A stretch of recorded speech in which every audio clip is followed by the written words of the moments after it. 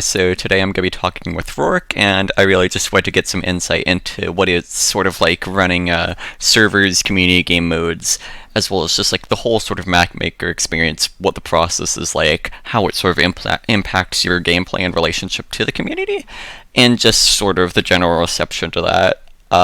Take it away, Rorek. Oh, sorry. You just want me to introduce myself, by the way? Yeah. Yeah. Okay. Well, hello, I'm Rorek, very socially awkward person who makes maps, and I played a little bit of UGC and RGL a long while back, but I don't really play it that much anymore. So, yeah. So how did you first get into Team Fortress 2 on a casual level? I started off playing TF2 because one of my friends, about in 2010, was like, hey, you should play this game. And I was like, okay. And it was on Steam. And I was just like, might as well give it a shot. Next thing I know, I'm playing for 3 days straight as Spy on Gorge against CPUs. And, as boring as that sounds, for some reason I found it to be one of the most entertaining things on the planet. Don't ask me how or why, but it was. At that time, at least. And what skill level were the bots you played against? Expert, because Spy seemed to be invincible. I see. It was so dumb. And but I enjoyed it. What comp division do you think they'd be equal to? Cardboard division. Do you think they can make playoffs in UGC Cardboard? Probably. Alright. So they're a strong contender, okay. Yes, they were pretty decent. Just for Cardboard, though.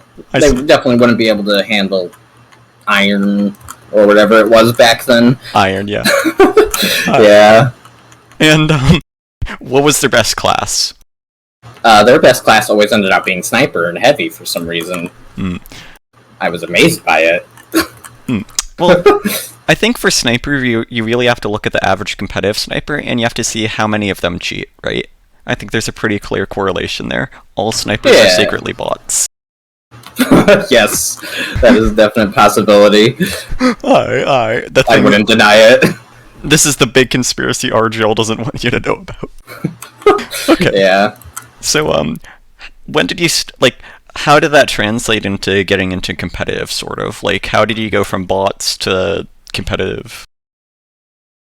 So, I very shortly started actually playing with my friend on pubs, and that was, during the time when, casual was definitely not a thing at the current moment, because, there was, what's it called? The, quick play. It's been so long since I've even heard of that. Anyways, I would play quick play every so often, and one day someone was like, you're pretty good at Spy, you should join my team. And that was like, literally a decade or so back, on a totally separate account, but I don't use that one anymore. But I played for a while, and then essentially sort of lost interest in the game for a few years. Came back to it, and then after about a few more years, I got back into playing competitive because someone else wanted me to play for them, and I played again for Spy, and it was fairly decent. And now I edited Ashville, and that's part of the what I've been doing. And what sort of started you on editing Ashville? Like, how did that end up happening? Oh, okay. So this goes back a little bit further, somewhere around 2015-ish, 14-ish. I learned there was something called the Hammer Editor, which was something you could just totally just use through the bin in TF2. And I just started editing maps for the game mode I play for, which is SlenderFortress. And I learned how to edit maps there and cut ourselves like how many years off. I think about, was it 4 from about 2014 or 15 to about 2019, 2020. in which I then started editing Ashville off to the side. I just wanted to do it for fun, personally. And I did so. And I had Ashville sitting in my folders for about a full year. And my boyfriend at the time, he was wanting me to basically show off my mapping skills, and I was like, okay, well, I can do that. So we decided to basically release Ashville together. He did so based on what the community wanted to get from Ashville, and I provided most of the edits. I see. And were there any big things you disagreed about that the community did want to put through back then? Not really, to be honest. My only intention for Ashville was to just completely optimize it, and unfortunately, that was something that was like it was not very abundant, and Ashville had a lot of issues regarding its brushwork and its area portals, and it had things like occluders in there in the weirdest spots. And I had to spend hours editing this map to make it work, or at least run better in the first place, besides finally adding the new details and stuff. So that took a while to actually do. Okay.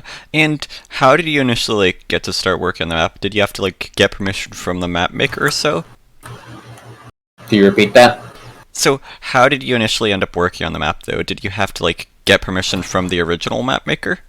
Hino did that stuff for me. I myself edit maps off to the side, personally, where I'll have literally the I have BSPR source, which basically cuts the maps down into their original form, which is the VMF, and I would just hold on to maps like, say, Swiftwater, which I have right now. I have an optimized version of Swiftwater that just sits in my folder files, and I hoard it like some dragon with treasure. So I've had Ashville for a long time, and it wasn't until Hino decided to actually talk to Mackie about updating it that we actually just sent it out. Okay. And did you have any interesting community interactions just sort of regarding the process of revising Ashville, or again, was that something that you didn't really end up having first-hand experience with? I am, by nature, not a very sociable person.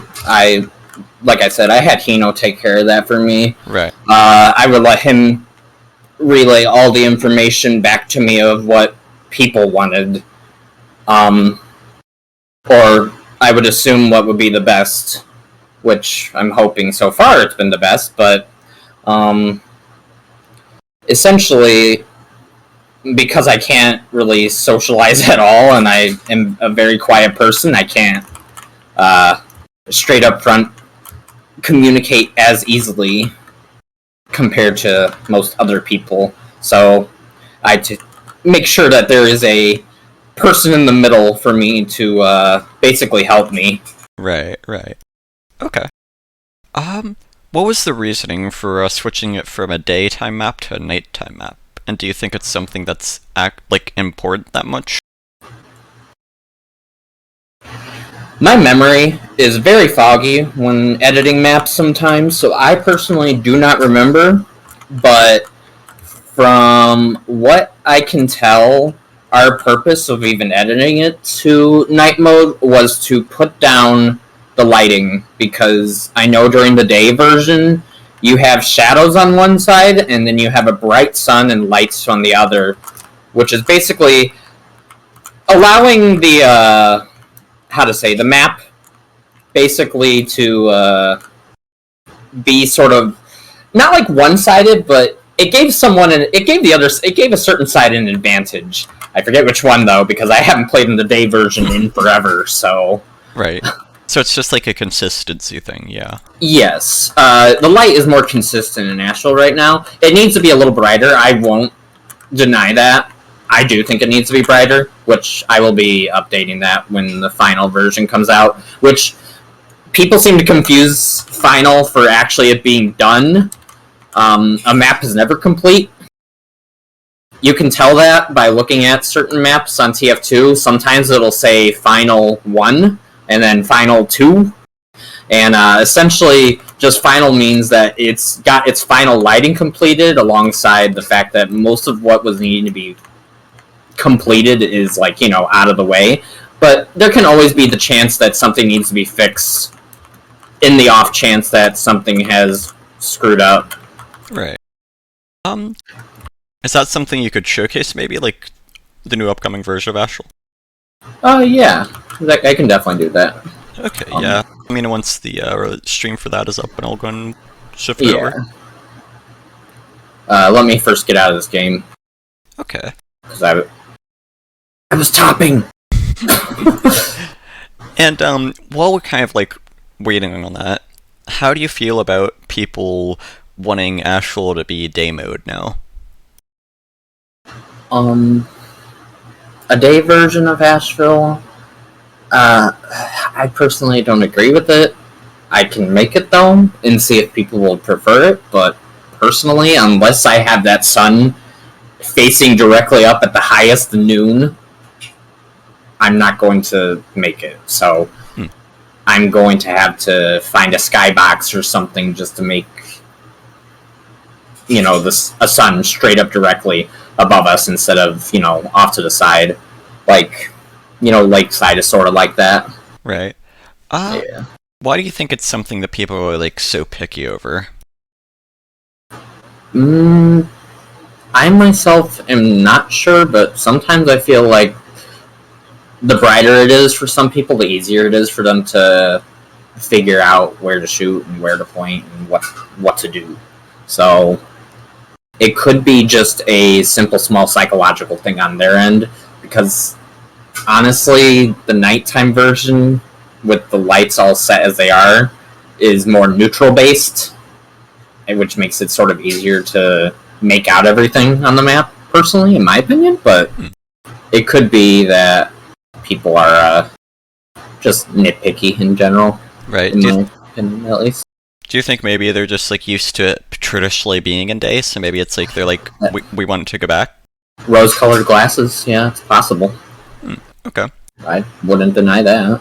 Do you end up having, like, are you having more community interactions with, like, the upcoming final version of Ashville now? I myself, no, I always tend to use a proxy because I do not socialize with others all that often. It is difficult for me to communicate to others, just due to the fact that I'm not really sociable enough. Right. Okay. Let's focus on the proxies then. Did you ever end up having to, like, was there any interaction much between, like, something like RGL and whatever proxies you were using? Like, was it like a vested league interest sort of thing? Or was it mostly just community players interacting and giving the feedback? I think it was mostly through community players. I believe the map would sometimes be played on, like, Hino's server, and people would give suggestions there and then I would be told, oh, okay, well, I'll solve this and that and all the other things that was told to me. And essentially it just made it easy for me without having to straight up interact with other people. So Right. Okay. yeah, it made it easy on me that someone else was socializing with the people who wanted the actual changes, because I myself know I would just get nervous and stressed out over it. Right.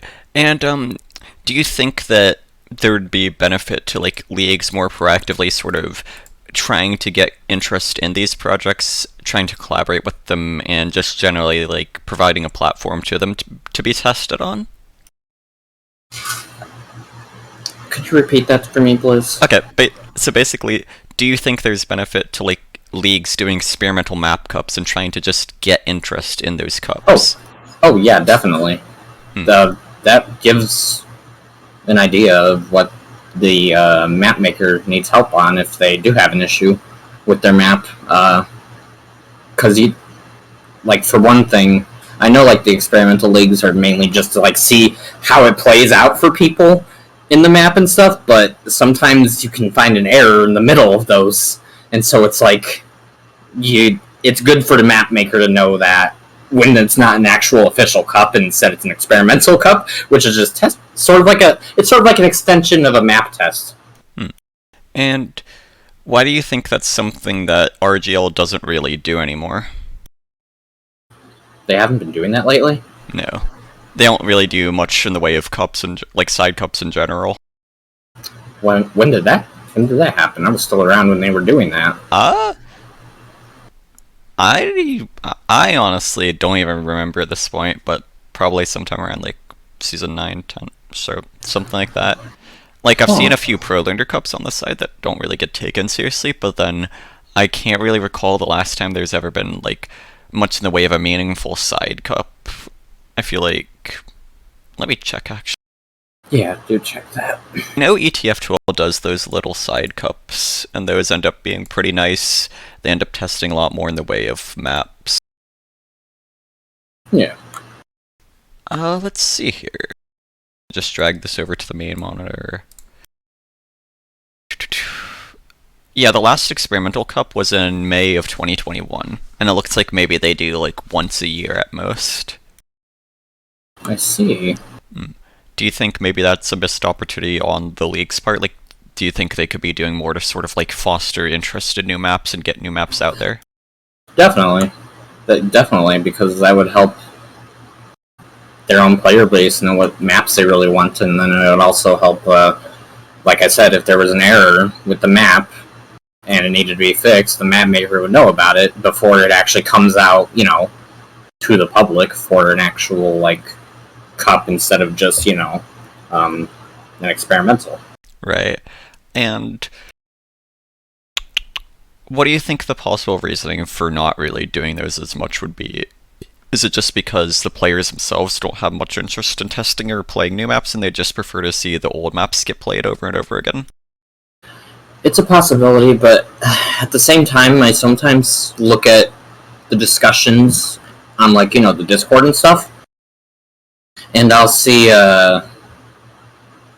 someone basically, just like one random person, will say, why does X map get played, and it's been played every season so far in the past X amount of years.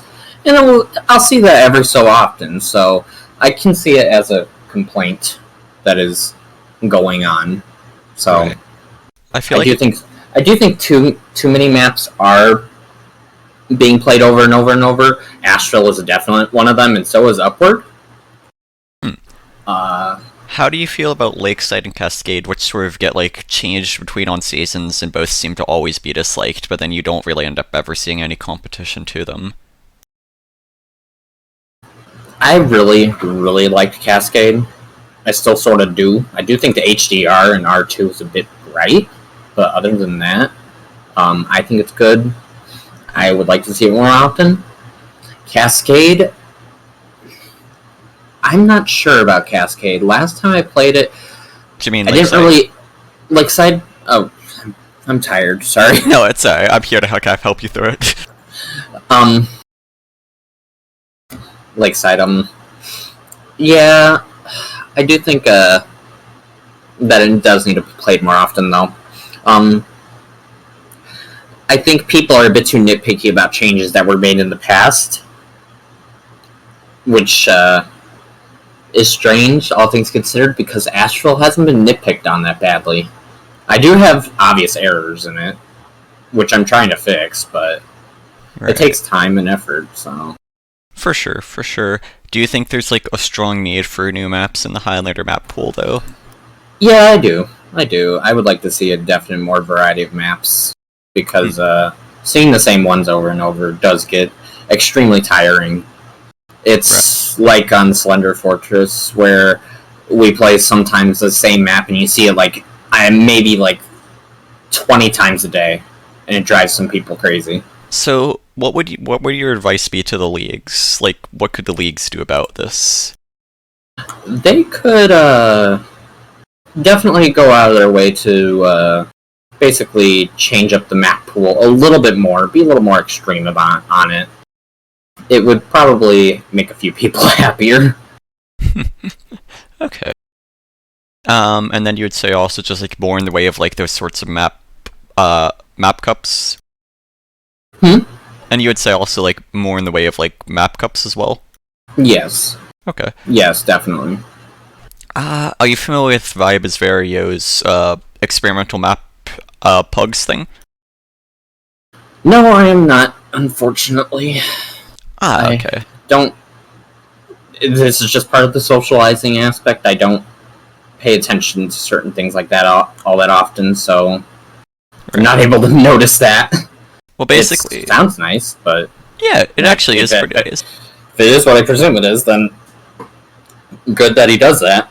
Yeah, basically it's just like a smaller scale Discord with a lot of like more passionate people in the community that really want to like test or work on these maps. And we're sort of just playtesting new maps, working like we have the map makers in the Discord. It's all about just like working with the map makers, and it's from like an RGL admin, yeah. Oh, okay, that's really nice. But then it's also like more of a side thing. It's not like as much of an RGL official thing, I don't think. Oh, okay. That's that's pretty nice. It is. What do you think the community could do? In regards to? Just sort of like the issues we see with the map pool, like people just never being satisfied with it, playing over and over again. Like, what can we do to sort of help alleviate that issue? What can people who care do? For one thing, be a little bit more patient, because making a map is extremely difficult. It takes a lot of time. You can't bring out map after map after map so quickly. Do you want me to give you a straight bit of info on that? Yeah, because sure. I can show you right now.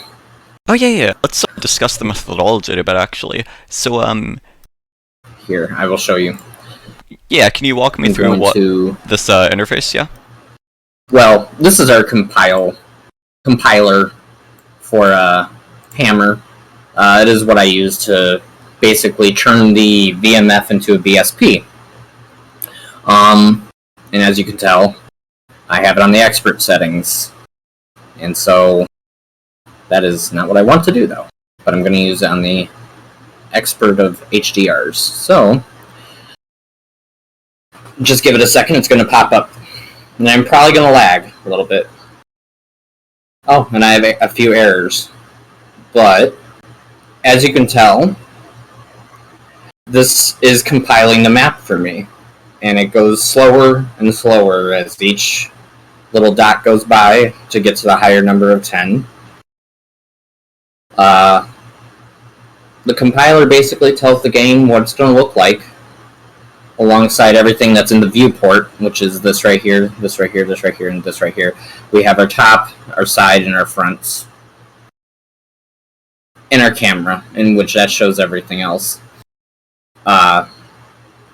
So, that is the wrong compile, though.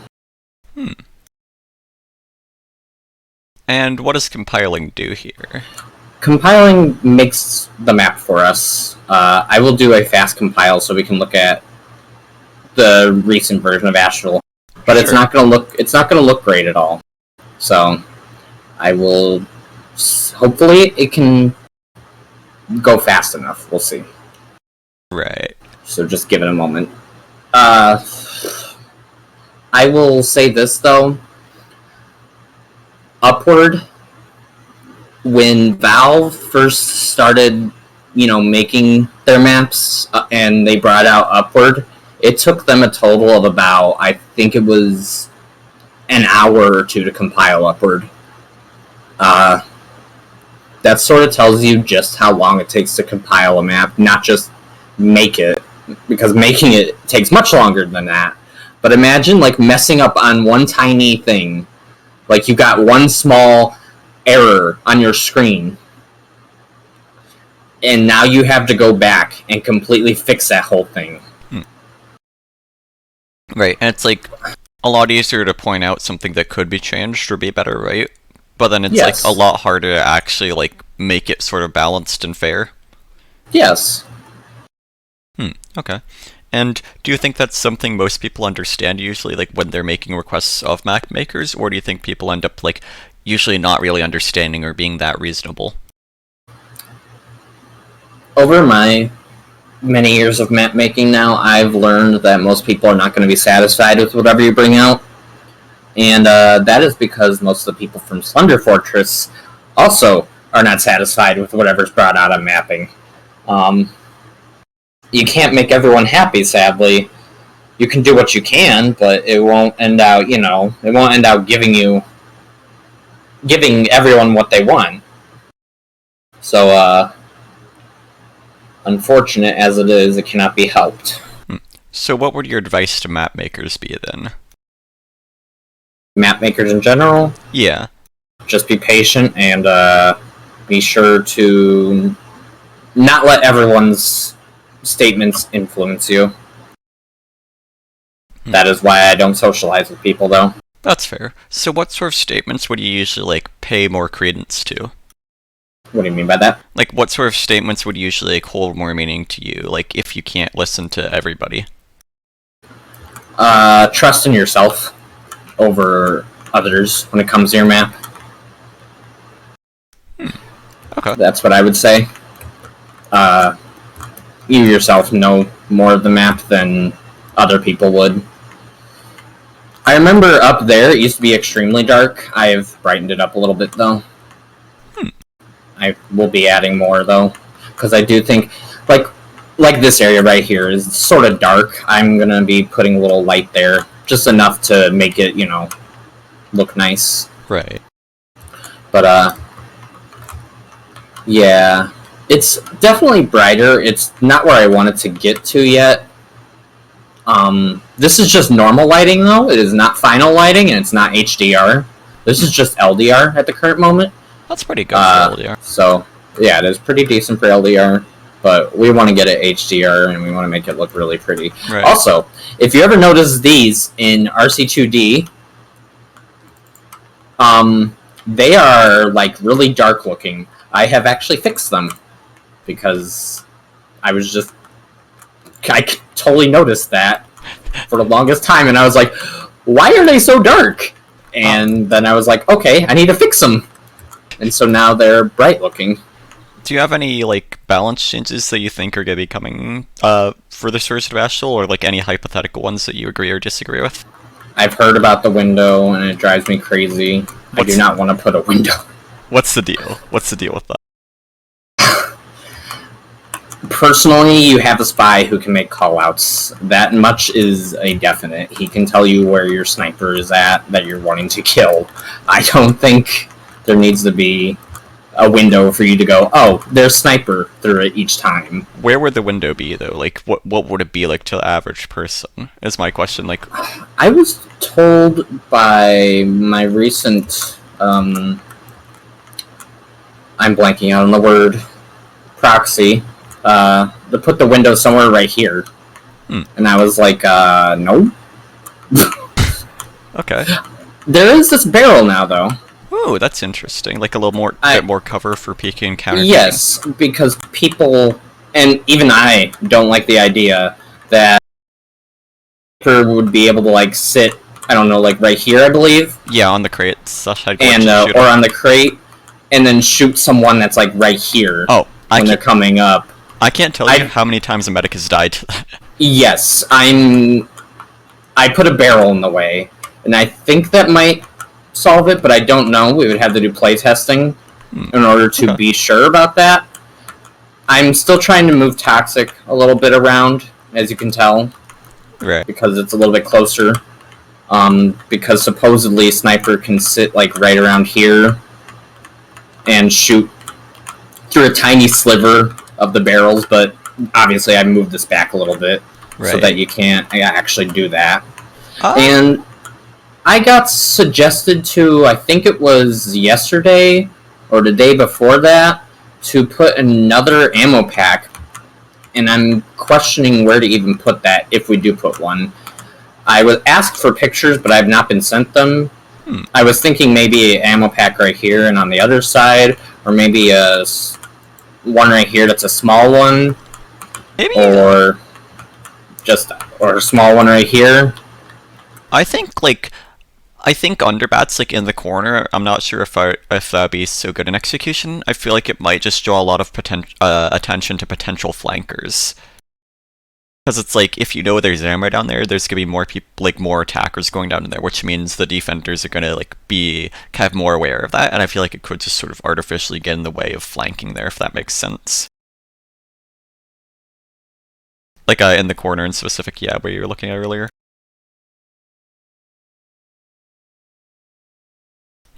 Okay.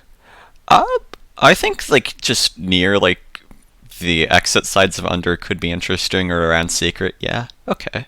Yeah. So how do you feel about the suggestion of removing the window area in lobby and making it entirely open? Did you see how ugly that looked? I mean, sure, Yeah. I did that really quickly. I didn't even take like 5 seconds to. Do you have a example of that to bring up real quick? Yes. Yeah. Actually, I can just remake it for you right now. Sure. And what sort of effect do you think this has in execution? Do you think it makes the map play better, play worse? I would think it would make it play a little bit worse. Yeah, like personally, it would make because, it more like Coalplant, right? Yes, it would. And this isn't Coalplant. This is Ashville. Do you want to give a brief rundown of like just sort of Coalplant versus Ashville? If you want to, yeah. Yeah, I'd like that.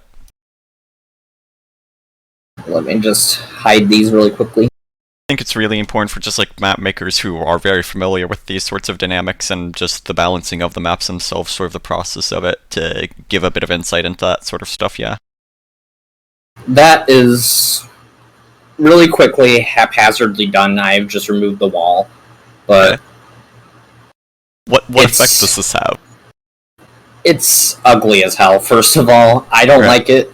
It's too quick of a run through for flank to just run over here, and for vice versa for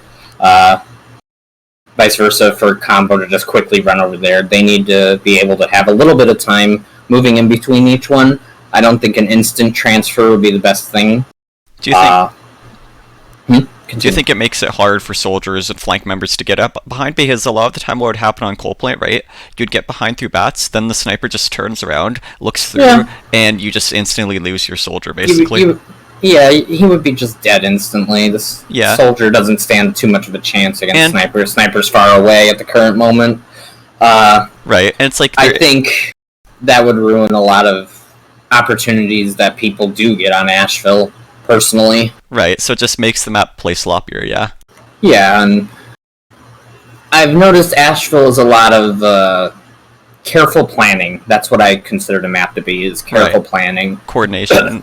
Like, yes. Getting your spy behind or your soldier behind and just sort of working off that. Yeah, it's like super punishing, right? Yes, it's...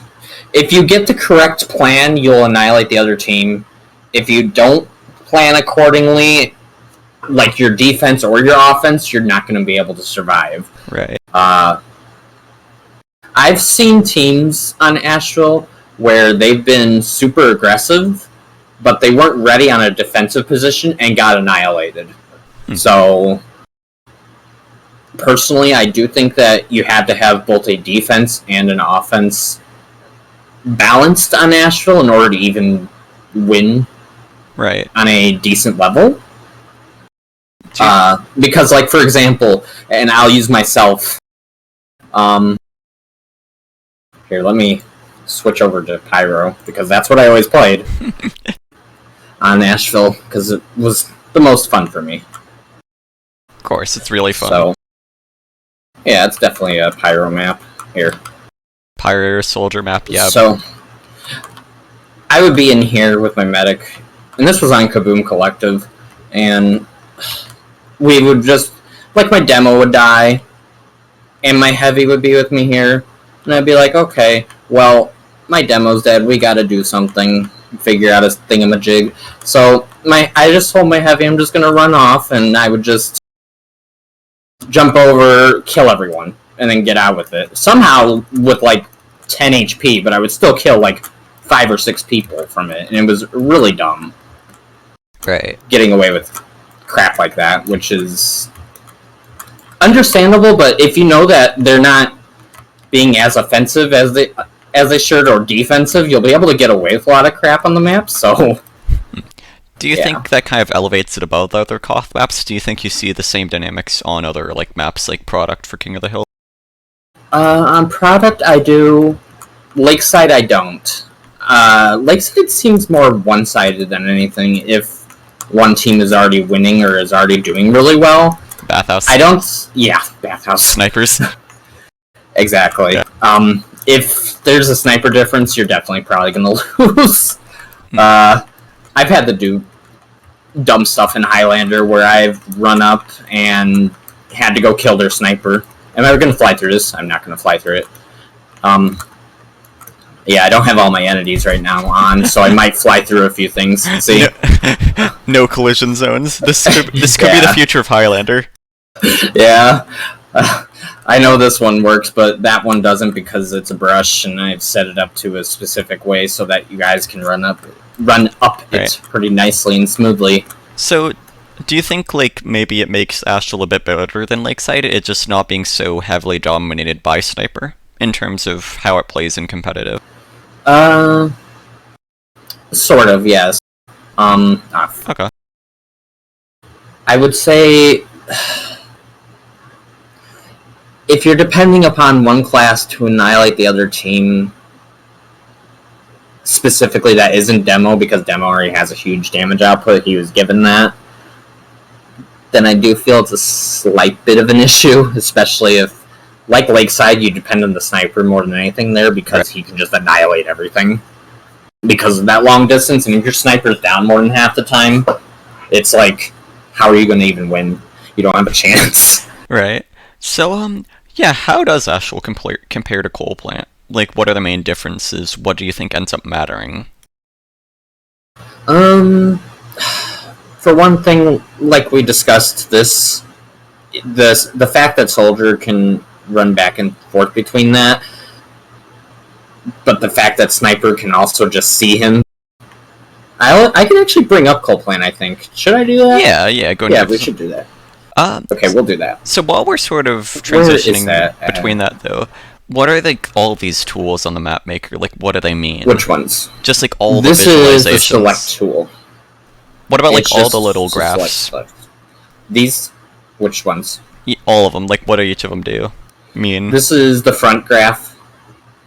This will basically shows you like the front of the map. So the front of the map would be set right here and looking this way. This is the side of the map. So it will see from this side. Okay. And this is what we're looking at. And then this is the top view. You use the top view the most personally. Look at how gross and ugly Ashville is on the map. It's like broken into all these pieces. And believe me, it used to be so much worse when I originally got my hands on it. But it's a lot of stuff. Okay. The top views will help me the most determine what I'm supposed to edit and stuff. You got a ton of entities in Hammer. What do all of the little colors on the top view mean? Like the yellow, the blue, the pink? The light blue are going to be models most of the time. I know prop dynamics, which are models that like move, or they change colors. I think this one's a prop dynamic. Yeah.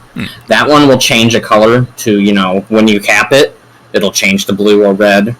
That's what the purple is for on some of them, for models at least. Sometimes they're blue. But like, this is right over here. I have it on, what's it called, don't I? Yeah, I have ignore groups. I have like funk brushes, and they're colored purple.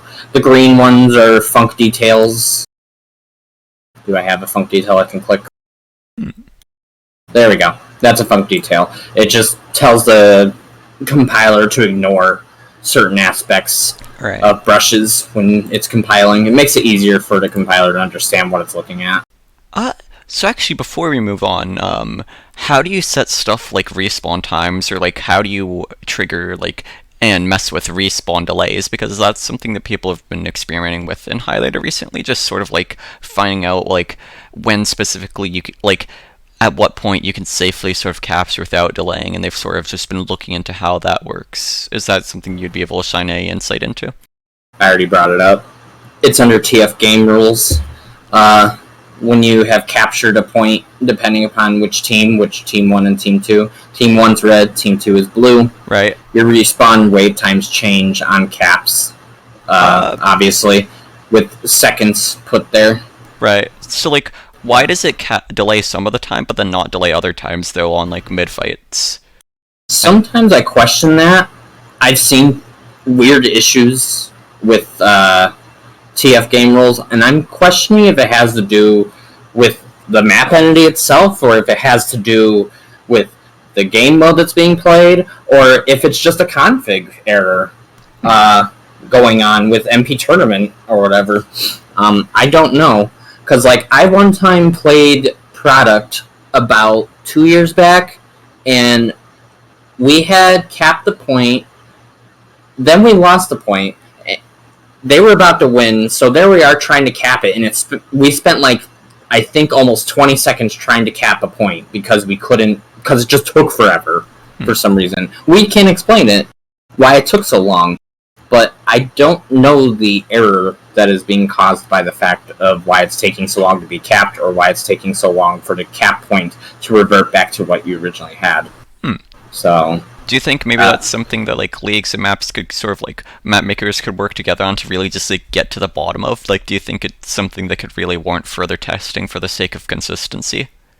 Yeah, I do think it might also help to work with someone who does the programming or the configs, because it might help. I remember when we started using plugins for RGL, and that was probably the very first time I saw that long cap time on Product. So sometimes I think it might be a plugin. Okay. How do you... I actually do want to talk about Ashville a little bit more before we move on to Coalplant, just for the sake of consistency. Yeah, and I have to find Coalplant because I don't know where it's at. Yeah, so let's talk about Ashville a little more. How do you feel about a potential idea of like lowering the high ground of the roofs to make them less dominant? Repeat that one for me. How do you feel about the idea of lowering the roofs a bit to make them a little less, like, high groundy and dominant on fights? I believe that's something that's been tossed around. I'm not, like... I wouldn't personally do that, but if people really wanted that, I would. It would just... The brushwork on Ashville is already very painful to work with. Let me remove the models. Yeah, do you think you could show really quickly what that could potentially look like? Okay, so these are the brushes. It's what I have to work with in Hammer when I am making basic world shapes. So when Mackie first made this, it was like what? I think it was maybe 2011. So, as you can tell, this shed that he has here is made out of multiple brushes. And, okay, so, look at all this. Look at this mess that I have to, like, work through, basically. Because I don't know what I know what I'm looking at, but there's so much there. All this crisscross and stuff. I can get rid of the displacements, which is the ground we walk on. That is someone calling me, sorry. No, it's alright.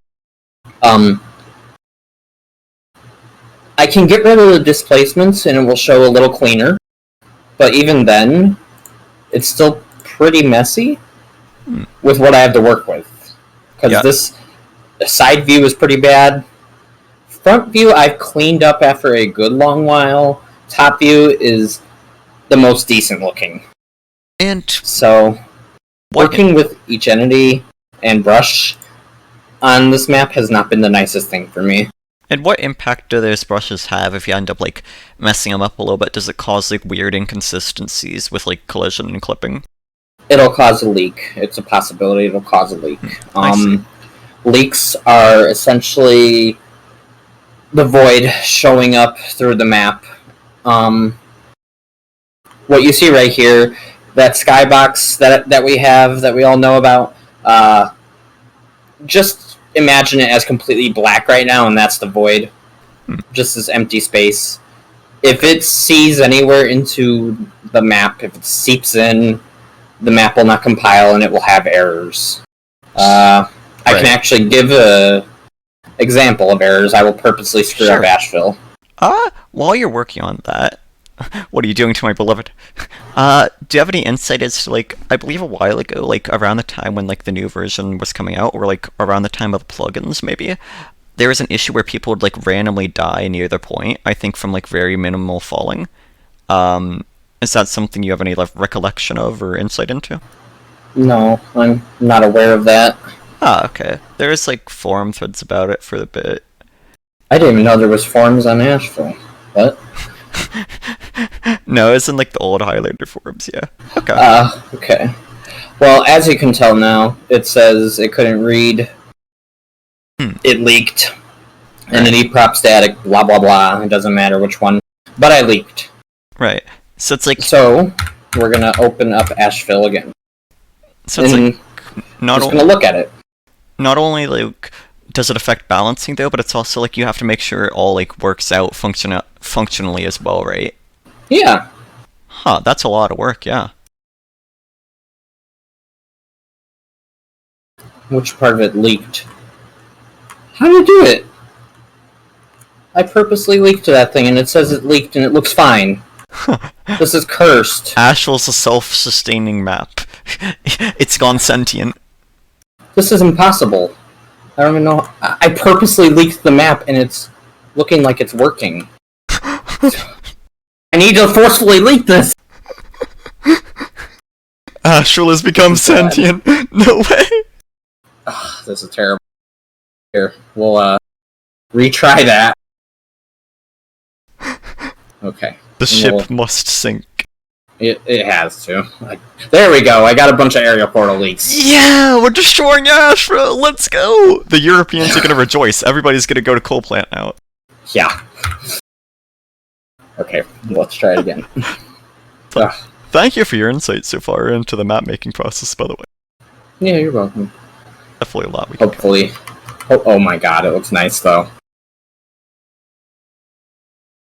So what HUD is that, by the way? Is that, like, Persona? Z's HUD. Oh my god, how does it work? What the... It's probably bringing up the old version before it leaked. Probably. Interesting HUD, for sure. Yeah, Z's HUD. Z's HUD hasn't been... I don't know if they re-uploaded it recently or not. But, it's pretty nice. I can link it to you if you want. Sure, yeah. Yeah, they actually did put it back up. Z doesn't work on it anymore, though. Yeah, Hypnotize worked on it instead. But Z came from, my, community. Okay. Funny enough.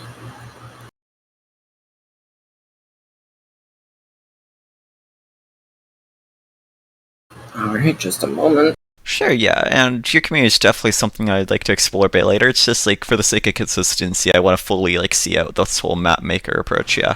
Yeah. Yeah. Just sort of the way it be. I don't even know what we're gonna get into in what order sometimes.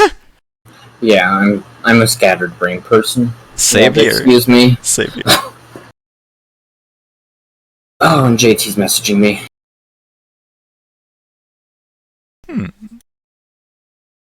Does he want to make a cameo? I don't know. He's very shy too. We're both stupidly shy. I will force him to not be shy. I have the power. Jeez. Okay, so we're gonna see if it works or not. If it doesn't, I swear I'm gonna scream. Do you think also like maybe other map makers would be interested in talking about this sort of stuff on recording? Yeah, definitely. I'm pretty sure other people would be more upfront about it than I am, because as you know, I'm not too sociable. So right. Honestly, like I feel like this would be like really good for like map makers and stuff. Yeah, just sort of like show people the methodology. Yeah. Yeah, and I am locked up. Okay, well that's something. It busted. It probably still looks good though. Let's see. Yeah, it still looks decent. Alright. But yeah, some of my stuff isn't working still, even though I've made it show up. Are the doors opening at all? No, they're not. Nope, no doors. But I'm not getting image leaks. I don't know why. I'm supposed to have like complete breaks. This is very very bad. Because Ashville can't even break correct. it can't. I don't know why. Maybe it's because I just hit it. Maybe you can't break what's already broken. Let me actually delete it. If I actually delete it, that might solve it, because you never know. It takes me 5 million years to make something vanish, and I have to actually delete it to get it to work. Yeah, and you can't even delete things in a timely fashion as a map maker. How about that? Yeah, I know, because I'm a scatterbrained person. I know. I was just gonna say works. it goes to show how much effort it might take just for like smaller things. Yeah. Oh my god! It looks fine! No way. What the? I've tried to force a leak, but I don't think I can do it, so you'll just have to X that part out. That's painful. Who said anything about Xing anything out? Axe me, I swear, I'm gonna... Nah. We gotta see the pain and stress of being a map maker. I'm already pained and stressed. Yeah, but we gotta show other people it step by step, you know. I can show that by editing the map and taking 5 million years to do one thing. Yeah, how long would it take to like resize the roofs a little bit, like change the height of it? I can show that. Yeah, that'd be cool. And while you're sort of working on that, what sort of balance changes do you think that would bring? Like, what would the practical change be? One thing I do think that would be a no for that is the fact that probably having NG could get on top of a roof then. And like people without teleporters? They'd find a way eventually. No, I'm saying like if you lower the height, yeah, it would be a lot easier to do that. Yeah. I still think they'd be able to get on it. Somehow. I don't know how. I've noticed that heavies have been able to get rocket jumped onto the roof anyways and annihilate everyone. Yeah. Which is cursed. But I'm pretty sure it's been able to been done before. Do you think it would make gameplay more dynamic at all, maybe? Like, maybe it'd be easier to get bombs off, something like that? Force people to take more proactive positioning? Yeah, probably. I wouldn't doubt that. Do you think it would be a good thing, though? Or do you think it would just be, like, spam hell? It would be spam hell, definitely. I also think that... I know at some point one team's gonna find some mystical method of annihilating everyone else, and everyone's just gonna try to copy it, but they won't be able to. So, is there much of a balancing history with Ashville, or has a lot of it stayed the same? I know there was the no-build zone in Shudder, but has there been any other like major changes over time? Not really. Just the lighting, and you know, this is right here has been given a different color and stuff. Oh. I'm holding down shift in the middle of talking. I might have to like put the auto talk for me. Just a second. Yeah. So what you're saying is my secret plan to ruin Ashville has been noticed. Probably. I've been paid off by the euros. I'm sorry to say it. That's very unfortunate. Like we did put this here. Spy can hide behind that. You know. Okay. He can also jump up on this. Yo. So spawn camping. Yeah, I know, right? It's really spooky. Where is it? Let me bring out my tools and remove my hints and skips. This is a block bullet. Block bullets are used so that soldier can rocket jump off of the ramps really easily. Originally they were nothing, and shortly after that they became clips, and then I was told probably change them to block bullets, so I was like, okay, and that's how your soldiers now rocket jump very well off of the ramps. So wait, it's not just like you design the geometry and then it's all perfect, like you have to manually go in and just like paint over all of it, kind of with like where you think it's...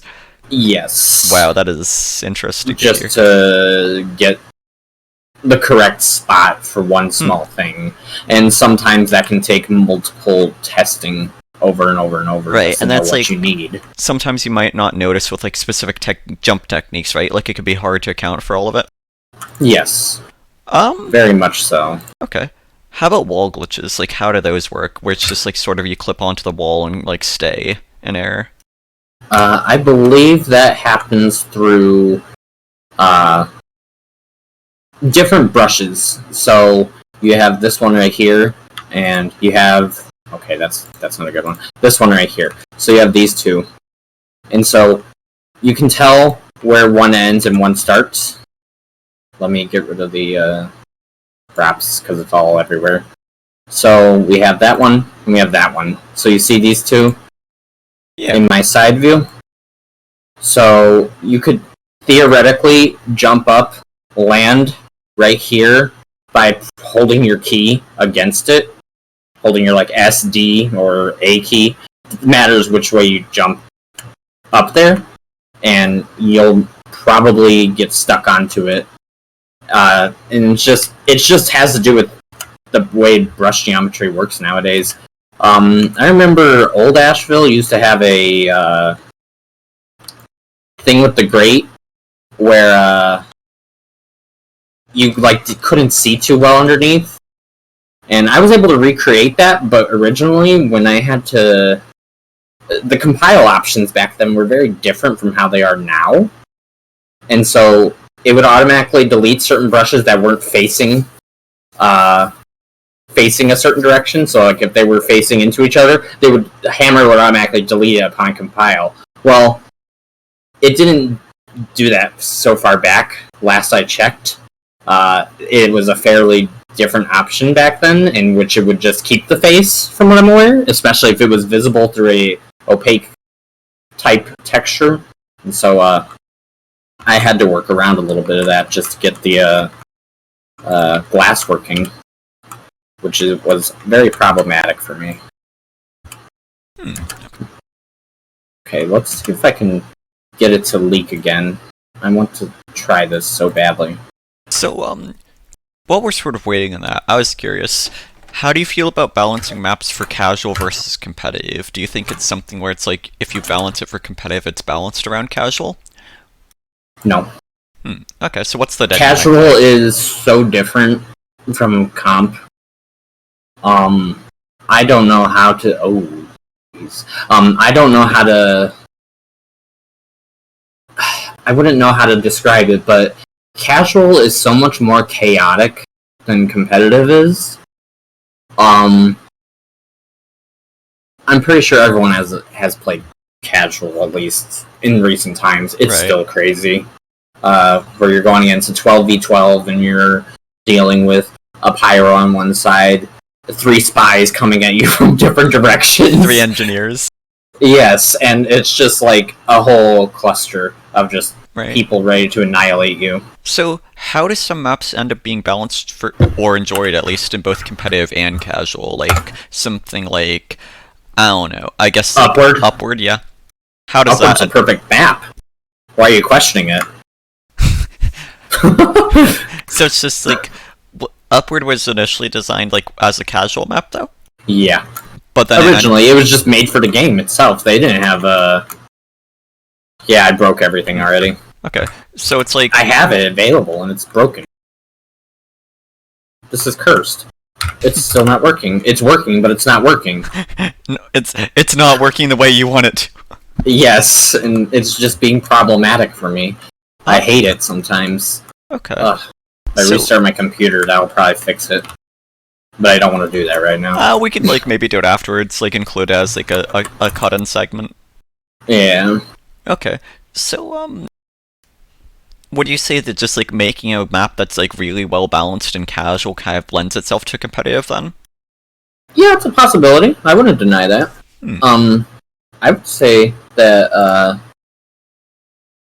a map set for casual and competitive, like, okay, so you have one map for casual. It might not transfer over to competitive, but I think a competitive map can transfer over to a casual map much easier than the other way around. Right. And that's just due to the way maps are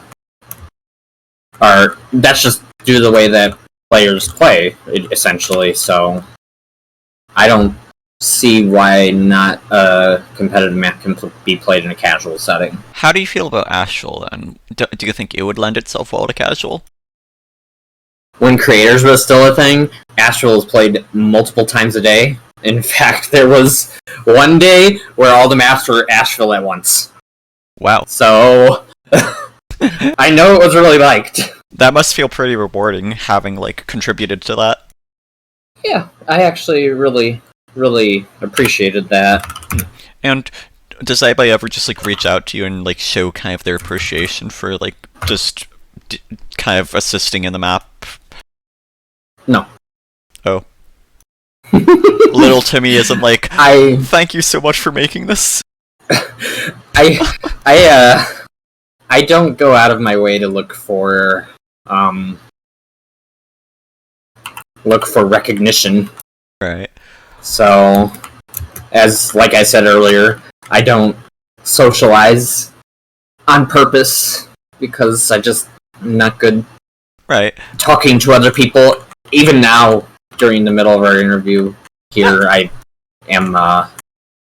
feel like I might have said something wrong on Hammer, and I'm pretty sure I have by accident. You're doing a great job there, Rorek. You're doing a great job. Well, thank you. Very entertaining to talk to so far, a lot of insight gained. Okay, yeah, so you see Proxlent here. Yeah, so in the most recent version, like, they kind of... So it's kind of weird, right? Like, they changed this in the most recent version, but then the past... Yes. So it's like they made it more like Ashville in that way, but then people in North America are kind of like, we want it to be more like Coalplant then. But then it's literally, they're like, no. In Europe, Coalplant's like, no, we're changing this. And it's just like so baffling. Yeah, this doesn't really solve it, though. True, but it's like... Because, like, you could just walk up that then and just come out here. Vice versa. Just rocket jump around to the other side or just go up that way. It's really not much of a change, in my opinion. Right. When you say it's, like, kind of ironically funny, though, how they're kind of, like, trying to swap issues in a sense. In a sense, yeah, I could see that. Yeah. For one thing, also, like, this area right here, it's sort of like, under bats, right. Sort of. But, if, like, so Spy under bats, he has an easier time being hidden in Ashville than here, because it's, like, all out in the wide and open. Someone over here can see that all the way over there and know if, like, Spy was over there or not. And that's technically... Ashville's under right there, but you can see it. You can't see that in the actual Ashville, so... Right. That's sort of weird, in my opinion, that, you can sort of see that, because I'm so used to Ashville. What do you say, with how it's set up. What do you say, it's more spy-friendly on Ashville? Yes. Okay. I will say it's definitely more spy-friendly. In fact, it's very spy-gun-friendly on Ashville. And how about Coalplant? Coalplant, not as much I feel it's a bit wider, which it obviously sort of is. Right. How about the roofs? How does that end up differing? Like, how does the gameplay differ as a whole from map to map? The roofs are a little bit higher, as you notice here. Right. I mean, I can definitely tell. I don't know if other people can tell. Is that a good or a bad thing? In my opinion, it doesn't matter too much, and that's only because the way the map is set up. It's played differently already, so I don't really see people jump on roofs unless you're a soldier or scout, and rarely a pyro ever so often on Coalplant. In fact, my last scrim on Coalplant didn't really consist of a pyro on the roof. So when was your last scrim on Coalplant? About 3 years back.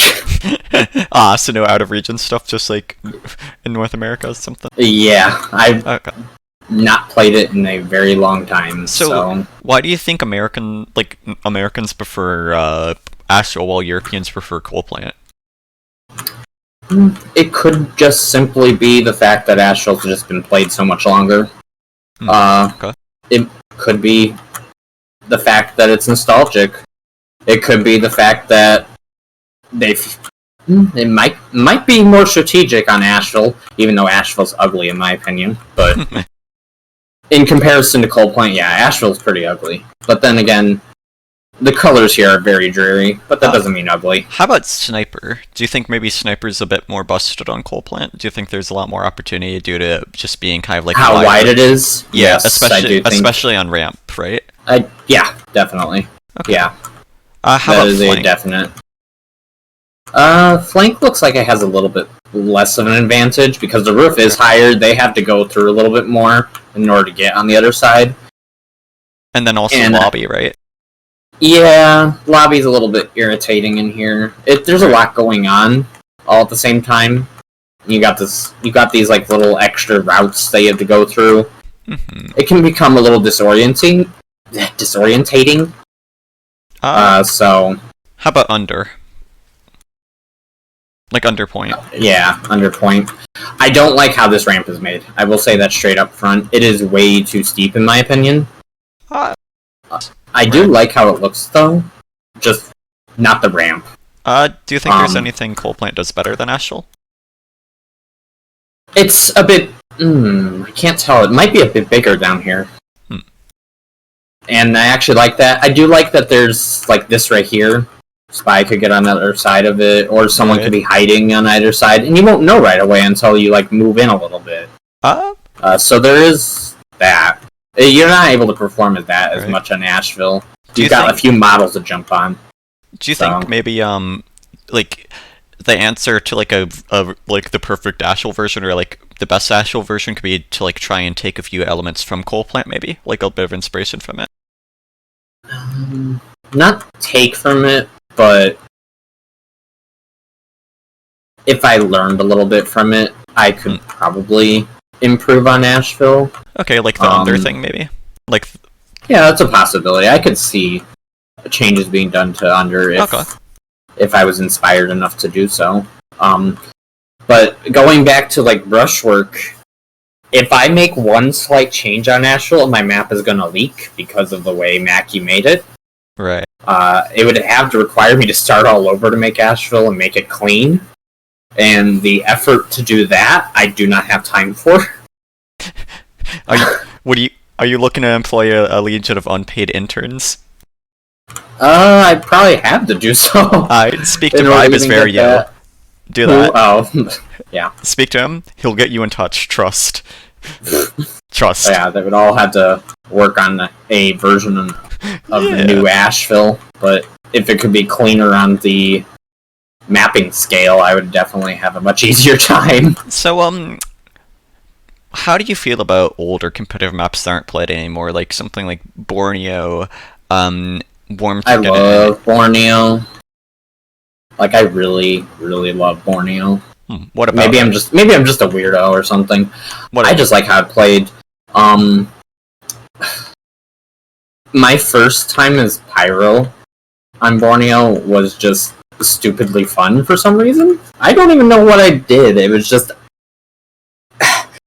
the fact that I was able to just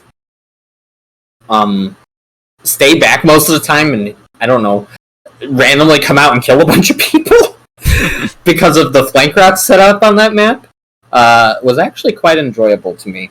I know a lot of people complain about the final point, which is understandable. I do think it could be a little bit changed. I don't know what changes I would have to put in if I ever did that, which I would have to get the mappers' permission to even do that. But I really, really liked Borneo when it was around. Do you think it'd be good to see it get played again, maybe with like some changes? Yeah, I think it would be good to get played as well. Warmtic is a good map. I might be unpopular in that. I don't know what people think about it. The only problem I had with it is its HDR blinds me. So I have trouble playing on the map without being literally blinded because of how bright it is. Right. So, yeah. How do you feel about the recent refresh projects? Like for maps? They're nice. I do like that people are going out of their way to update things like Upward and Steel. How do you feel about I am gameplay? a nitpicky person, though. So, I can bring up Steel Refresh right now if you want me to. How do you feel about some of the gameplay changes they're making? Is this the most recent version, F5A? Good question. I don't know if it is.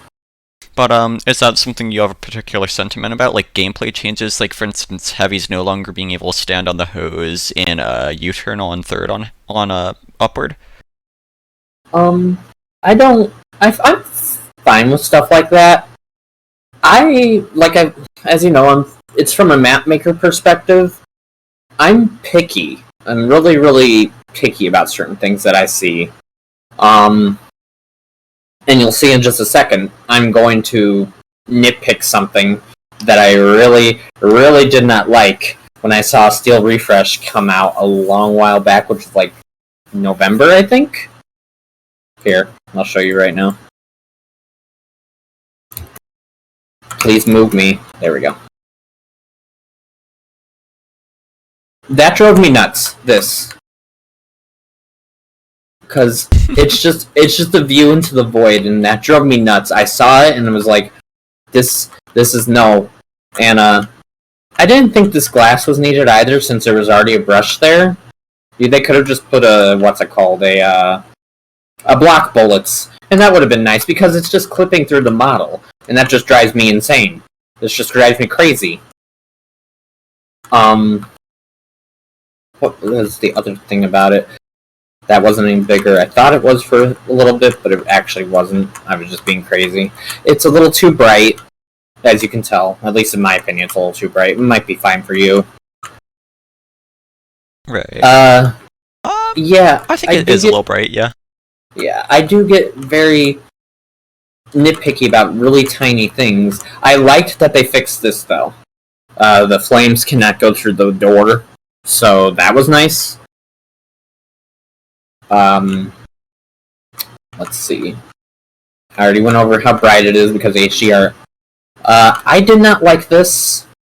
I liked the little crazy room that was set up in there, but I can understand the changes behind this one, so I'm not gonna be really bothersome about it. This bothers me, though. This stuff puts me off. Textures drive me crazy. I know it's a nitpick thing, it's just a stupid mapper thing. I nitpick on Ashville as well, so don't worry. But, like this. Like, you have wood right here, why is this like a different wood when these two woods are right there? And it just drives me crazy and I can't help it. Okay. They could have made this stairs. I would have loved it if they gave more of a change to, like, make it stair-like. I was fine with the barrel removal, it wasn't much of anything. Let's see. And yeah, like I said, this is still too bright. I'm not sure if they placed soundscapes correctly on this map. Because when I was playing it, I was being a weirdo, of course, in the middle of the map. I was on red, and I was a pyro, and I was like over here just killing a few people, and I heard a spy decloak, and it was a dead ringer. And I was like, why is it going off? And so I looked around, and spy wasn't anywhere. And no one called spy around here. Someone else called spy all the way in lobby. Right here. And I was like, there's no spy near me. Why is DR going off right there? And so I don't think they put the ENV soundscapes correctly throughout the map, because you can end out with auditory glitches. Right. So basically what I'm hearing is you could be spy scripting without using a script. In a way, yes. This is the benefit to making maps, people. Yeah. So Taylor, it drives me crazy, so I just hope that the people who are working on the refreshes are making sure that they're carefully placing their cube maps and their ENV soundscapes correctly, because it will screw with the map itself and even sounds. Do you think they get enough community support for their efforts? Or like, do you think they get too much unfair backlash, rather, for some of the changes, like small gameplay adjustments? Mappers never get enough, what's a word? Mappers never get enough, credit. Yeah, for what they do. Okay. I have been, like I said, working on maps for years, and I still don't get enough credit, and I work in that community that I'm in, and people still won't give me enough credit where it's due, and I'm like, I've worked hours on this. Does that kind of burn you out at all? Yes. I have gone through burnout multiple times where I'm like, I just don't want to map right now. How do you usually get through it? I don't know. Sometimes I just seem to revive myself out of nowhere to work on a map again. And recently it was Ashville. So I was like, might as well just work on Ashville again. So, how do you feel about the grater on CP Steel, like in Wishbone? Do you think that's something that should have been changed, or do you think it's fair to have... The what? The grater, yeah. Well... Like the damage to go through it. Wasn't it able to do that a long time ago anyways? Yeah, but do you think that's like something that should have been changed that hasn't been? Yeah. It's sort of dumb that an explosion can go through a grate. It's really easy. It's a really easy fix too, and it's unfortunate that if it hasn't been done, I don't think so. It hasn't. But do you think maybe it's really simple?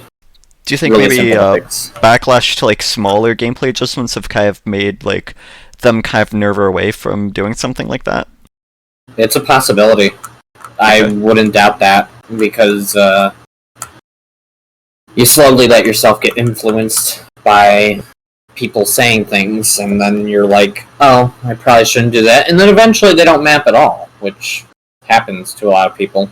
What do you think we can do to like sort of circumvent or avoid that? Not be so hard on the mapper. Yep. They're doing something that takes hours and hours and hours, and they're trying to complete something for everyone else's benefit. And if people are not willing to give them credit for that, that's not good in my opinion. Right. It's really demoralizing, and I feel bad for people who stop mapping when they wanted to learn it in the first place. Would you say like it would sort of feel like dehumanizing at all? Yeah, I would say that. I could definitely see it just hurting others to an extent. It's disappointing on a few levels. I definitely agree. So did you ever like through proxies like interact with mapmakers much at all? Like, is there like a community for mapmakers, kind of like a support network more so, where they all sort of just like collaborate on things, or is that not really something you see besides maybe the refresh project? I don't technically see that all that often. Do you think that's something that would be beneficial to sort of like establish though? Yeah, that would probably help some mapmakers who do suffer from a little bit of like a low confidence Right. on understanding where they are And standing with the community. do you think that's something maybe like leagues could help sort of do as well, to just sort of offer like more community protection per se? It could. It could. Okay. But I would be careful regarding that. Right, like you don't want to have exterior influences. Yes. Because that can cause a slight bit of problems. Right. But not big ones, just slight influence problems in my opinion. So Right. Okay. gotta look out for that. Alright. So, how do you feel about just, like, how dominant Sniper is on a lot of Koth maps, like Lakeside product? Like, what can you sort of do to play, to like, sort of counteract that? And do you think it's fair to have Sniper be so dominant on some of those maps?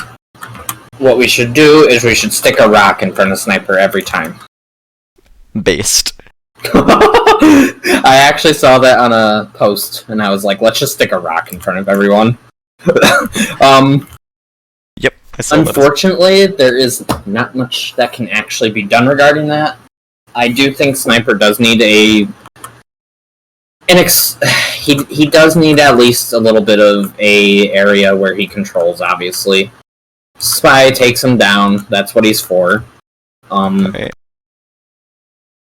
But I don't think he should be completely domineering. I don't really think any class should be completely domineering in a map. Maybe I'm wrong So, in some people's eyes, but that's how I see it. could we go to a Koth map, like any one that you'd want to talk about, and then just sort of explore the methodology of like how you do that, like what each change sort of does to affect that? What map should we do? Maybe something like Lakeside. Maybe we could explore potential solutions there, or maybe we could explore one that is less Sniper dominated. And I just feel like it would be really insightful to sort of get a mapmaker's perspective on it. I remember helping the person who made this map. They had lost their version of Lakeside. And I was like, well, let me get it for you. Sorry, you're saying you're responsible for Lakeside's continued existence? R2's at least. I blame you for all this community's issues. I did not. All I did was just take. Okay, so I just knew. I just had the BSP, and I saw there was a few issues, and so I just like broke it down into the VMF and just gave it back and was like, fix it. I think I gave it to Micah, but I don't remember who. In any case, so Sniper's almost always here, as we know, and here, and here. Those are still the three spots, right? I've not played in ages, so. I think you see maybe the left side ammo pack one a bit less, but yeah, usually around like ruins, bathhouse, dance floor, or just like generally peeking around a side of the point. Yeah, I've also actually seen a Sniper up here before. And yeah, it's somewhere up here, but I don't know if it's still activated to be able to do so. So, like, what do you as a map maker see when you think about potentially being like, okay, what could I do to nerf Sniper here to make it more balanced? Well, it's really hard regarding Lakeside itself, because as you know, we have this wide open space that he can see all the way across to the other side. Essentially, there would have to be a little... It could be adding more of these little protection zones around the point, like right here and right here. That could be a simple solve.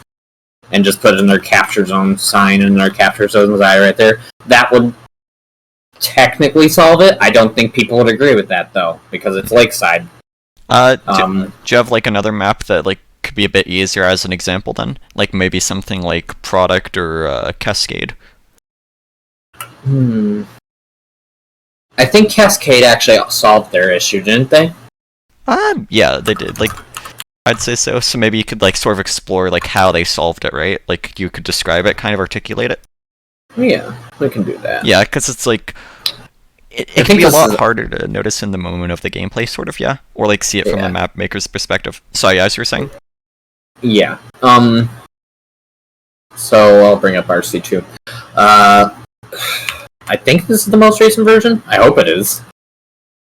I don't know what the most recent version of Cascade is. Let me check. Is it just Koth Cascade? It might. Okay, it might be because they released it officially for the Christmas thing. Okay, then it's probably just Koth Cascade. Alright.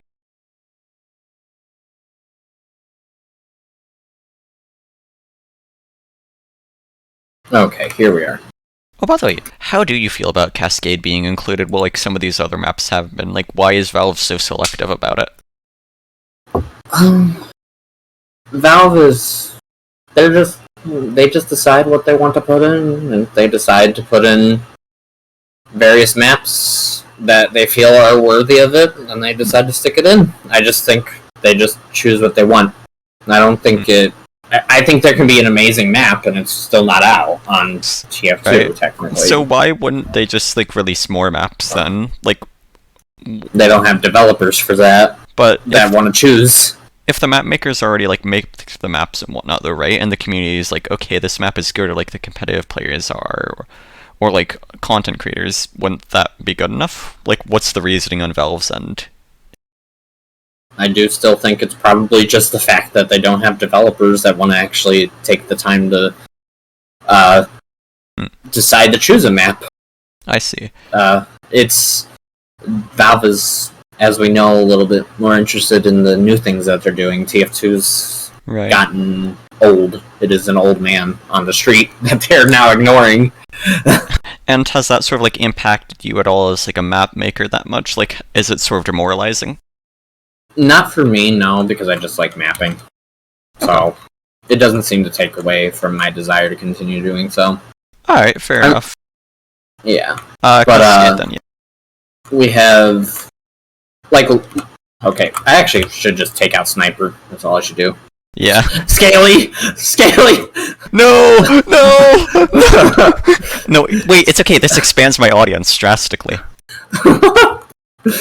Wait, this is genius work, this is genius. You're my new PR manager.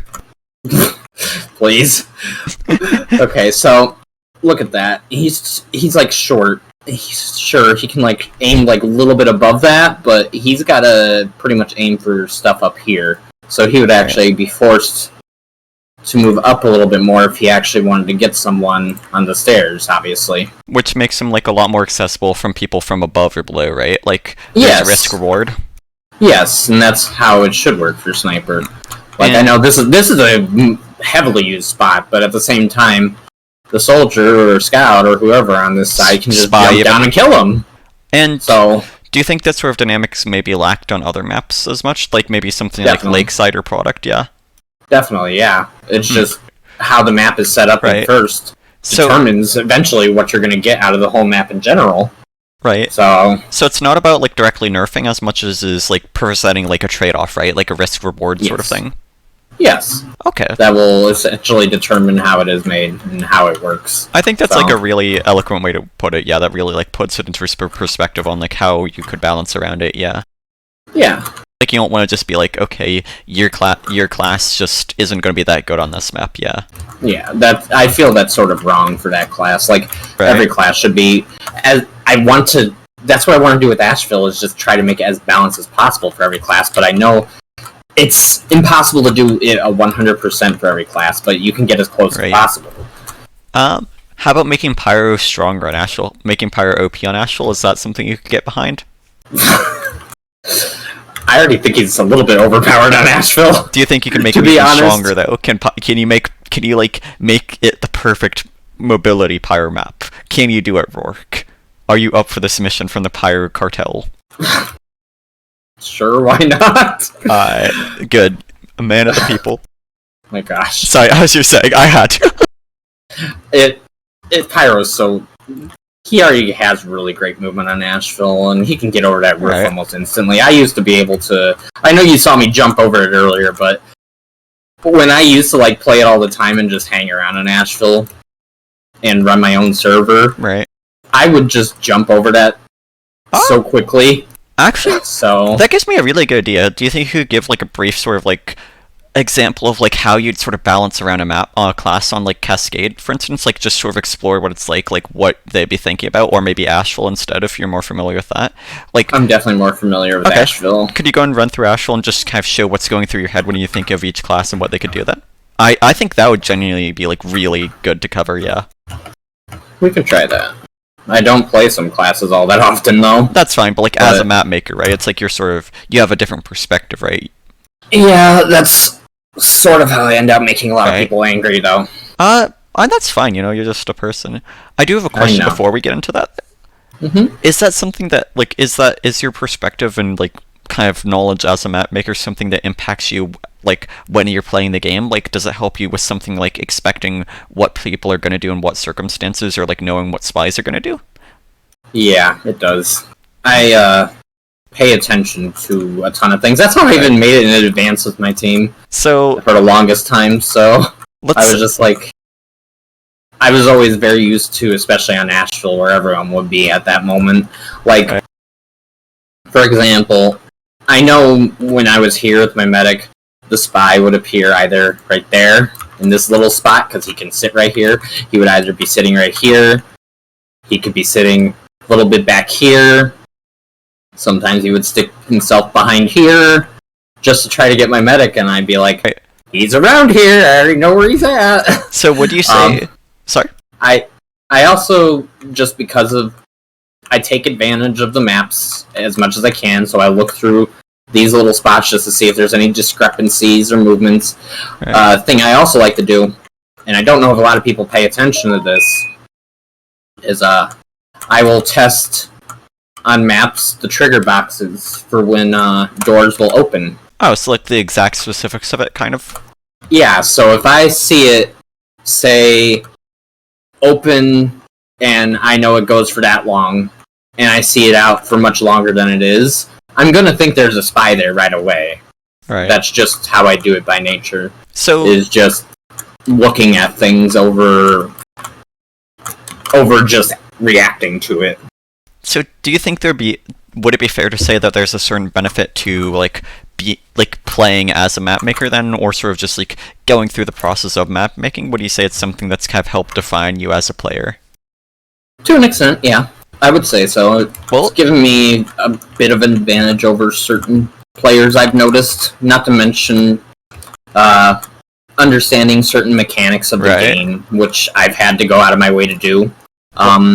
I don't even remember the commands for it. I could probably try to bring them up, but I learned how the new air blast works from Jungle Inferno almost like not even, I would say, 10 minutes after the update came out, just because there was things for me to look at regarding air blast. Well, you heard it here, folks. Developing maps, or like working on them, makes you better at the game. That's your incentive. Yeah, sure. That's your incentive to make maps and do your part. It makes you better at the game.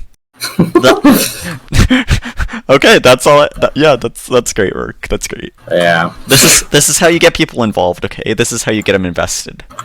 Yeah, definitely. But everyone wants to make a map now. Yeah, like it will improve their skill. They can become the best. They can build a map around their class. Yeah, like Ashville and Pyro. But yeah. So let's go through the class-based thing now. I just want to sort of get to that topic before moving on. Yeah. Okay. Yeah. So like, what do you think? Like, what do you have in mind when you're like trying to balance, when you're like making changes on Ashville for Scout? Like, what's the balance in mind? Kind of. What do you think it's going to happen there? Scout, I didn't worry too much about. I'm going to say that straight up and straightforth right now, because I already know he can traverse the place very well and get around very quickly. So I didn't worry for him, because I already know that he can handle himself on the map pretty well. I've seen Scout's top score most of the time on Ashville if it's not medic.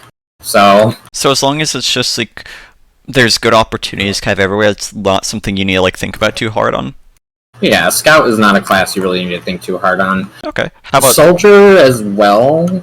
I don't think he requires a lot of work up front. And that's because he too can traverse really well. Well, but he has certain things that do at times need to be carefully watched. Right. For example, this is this displacement right here. I was told during the little bitback development that he would get stuck in it if he rocket jumped. Obviously, I can't get stuck in there as Pyro, but I don't even think he can get stuck in there anymore. I had to clip it just to make up for it, so he wouldn't get stuck inside this little area right here. I do have a question though regarding that, like the sort of soldier balancing. Yeah. So let's take something like Product, right, where it's like super static and linear soldier fights. Do you think maybe like that sort of design is something you need to consciously be aware of, like whether it's gonna be more dynamic soldier fights or like more static and sort of like plan around that? Like, do you think that is something that would be a balancing concern with soldier that might like handicap soldiers from being able to play to their potential? It's a possibility, but the geometry that they're playing on would also be important to know, because otherwise there won't be much to actually work off of. But as I know, Soldier is very boring on Product from last I checked. I'd also say like Lakeside, but then you compare it to something like Ashville, and it's like, because it's not as symmetrical, right? Like, it's a lot, like, both people are always trying to do something. It's a lot more like dynamic, less linear per se, right? And then it really allows for soldiers to like be more involved in gameplay and sort of define and prove themselves. Yes. Like I was saying earlier, I had to make these black bullets. The stairs? The ramps, so that Soldier could rocket jump off them very well. So every ramp that's on this map, even this ramp right here, has a black bullet on it, so that he can jump very well off of them. And surf. What do you say that like just keeping like sort of the staticism versus dynamicism of like flank fights in mind, as well as just like the jump ability of the map, is definitely something you would take into account with Soldier players? Like with Soldier? Yeah, definitely. It's very important so that, Soldier can traverse the place very well, and you would understand eventually where he's coming from, so you'd be prepared for that, but it gives everyone an idea of what's going on with them. So actually, that does give me some interesting follow-up questions. I will go back just a little bit. What map do you think is worse for Scout, like when it comes to just how it's balanced around him? Like, what map is the Scout worst on? Probably Steel. Right, and that's just because it's like so enclosed, right? Like, it's hard for him to really use his mobility. Yeah, that map, I will feel, is set up very nicely for I would say it'd be good for Pyro, Demo, Soldier. Spy, depending if the guy's a trick stab god. Right. Do you think that's something that like is an inherent thing with the map, or do you think there's something that could be done to like help with Scout there to make Scout players more involved? For one thing, I don't think the Scout players should be running around in the enclosed areas. I think he should be running more so, in open, wide areas, so specifically points A, C, B. D is not as open, but you can probably work around that, but he needs to be in an open spot to be able to continue moving so quickly. My question, and if he's not able to, though, then he gets himself killed. My question, though, do you think it's like an inherent like design flaw with the map, or do you think it's fine to sort of have that be like a dynamic of play for Scout there? It's something that didn't take in for Scout back then. It's like Dust Bowl, where those closed small areas. It's an old style of mapping, if you know what I mean. No, I get it. Newer style of mapping is bigger areas. As you can tell, like, lobby here is big. This is a big room. It's got stuff, but Scout can run around it, so... Do you think that's something that would be interesting to, like, go back and try and, like, change, or do you think it's just an integral part of the map's identity that shouldn't be touched? At this point, because since Steel has been out for so long, I think just getting a new map, honestly.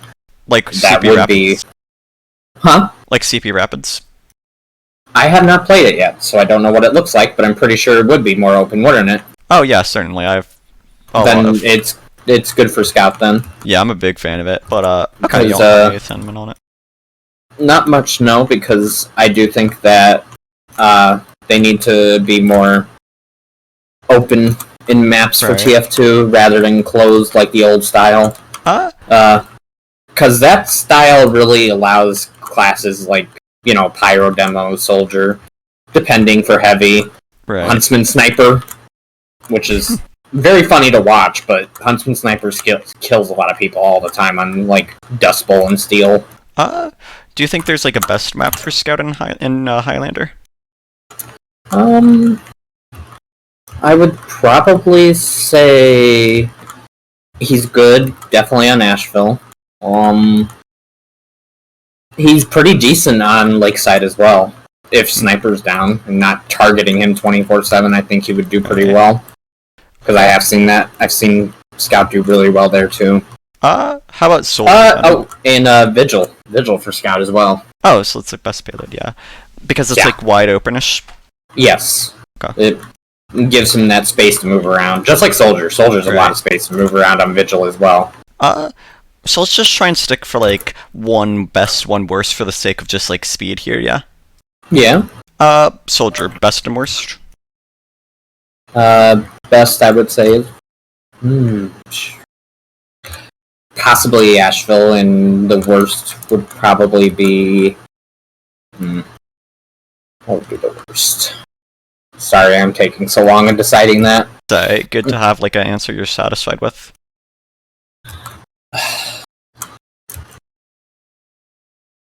Ooh, Lakeside is good for him too, though. It actually might be Lakeside for him on a good jump. Yeah. Okay. I think his best might be Lakeside, and then his worst would probably be Upward.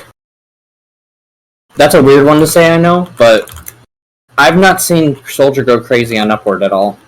That's fair. Yeah. How about Pyro? That's not going to be a popular view, but Pyro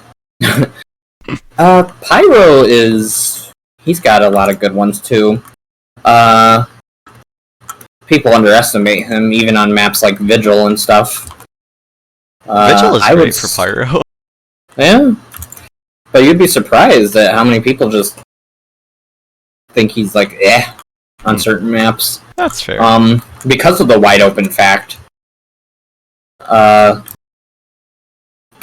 I think Pyro's best one is probably Steel, and his worst one would probably be Upward as well.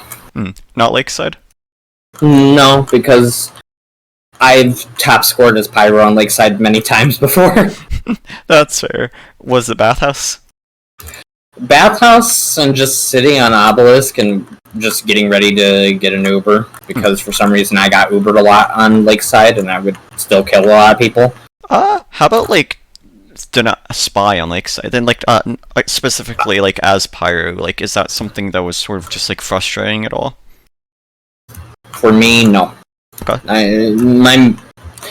My medic would get annoyed though, but I would be like, I got a shotgun or flare shot the spy, but it wouldn't get rid of him. I'd have to hope that someone else would take care of him. I typically, though, was not too worried about spy because I sometimes time where he's going to be at instances, so... What about, like, trying to protect your sniper while he's kind of away from you on Lakeside? I hate it. Yeah? I hate it because I would be complaining sometimes, and I'm like, I can't be at 20 places at once. Right. So do you sort of see, like, why that might make it seem, like, kind of worse for Pyro? Yeah, I could see that. Okay, but yeah, your opinions. I played pretty decently on that map, so... That's fair, yeah. I'd assume it's a lot more of a team thing. Like, is there engine protecting Sniper because you can as much? Yeah. How about Demo Man? Demo Man on, I think he's best on Ashville. And his worst would probably be... I would say... I would say probably Vigil. Okay. What's his best map for Shield? I never really saw any Shield players in competitive. But if he did have a Shield, I would say Vigil then. Because I've actually seen footage of it on YouTube, so... And it was pretty destructive. How about Heavy? heavy is, I would say that he is probably best on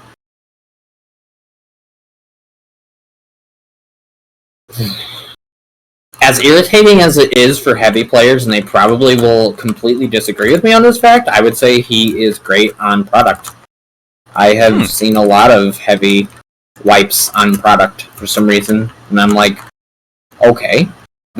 Seeing him like kill so many players, and I'm like, alright, well, he just did that. Do you think it's sort of the thing where it's like, you either do, like, it's either really good or just like really boring and really unentertaining for heavy on product? It can be. I would say so. You do have to think a little bit outside the box sometimes when playing a class, in my opinion, in order to get away with the crap that make people mauled. Right. How about worst map for heavy? The worst map for heavy would probably be Steel, and it's not for the fact that he can't get like kills on there or anything. It's the fact of having to rotate in so many different directions every time. And sure, you can use the gloves of running urgently, but you sacrifice some health for that, you know? Right. And that can be detrimental in the end once you finally get to where everyone else is at, if you were behind at all in the first place. But then if you don't have the gloves of running urgently, you're fat and slow. Okay. How about engineer? Engineer's best, I think, and I'll probably have NGs agree with me on this one. Steel. I think his best is Steel because he can. On blue, I've seen engineers have so much fun. I could see a lot of NGs agreeing with me, funny enough, on Steel, just because of the fact that they can be weird. Level 3s? You know, yes. Definitely. I know it drives some people crazy seeing them out of nowhere. It can be very painful, though, if you don't have someone helping you get to heaven. Right. And then Spy gets rid of you. The end. And his worst, I would say product.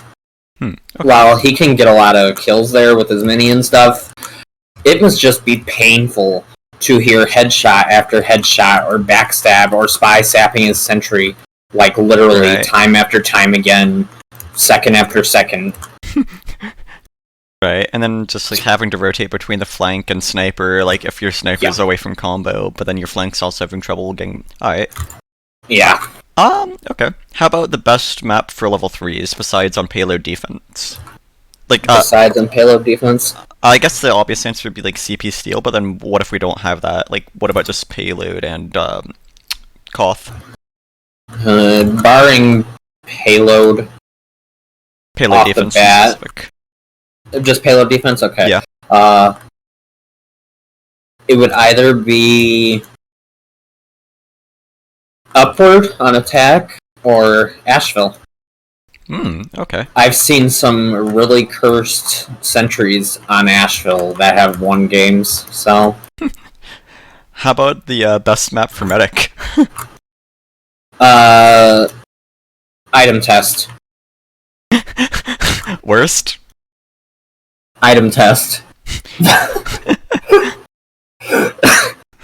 To be straight and honest, I've heard the most agonizing pain from medics on product, and I've heard the most fun from medics on Lakeside. Yeah, hard to get bombed there, kind of. Yep.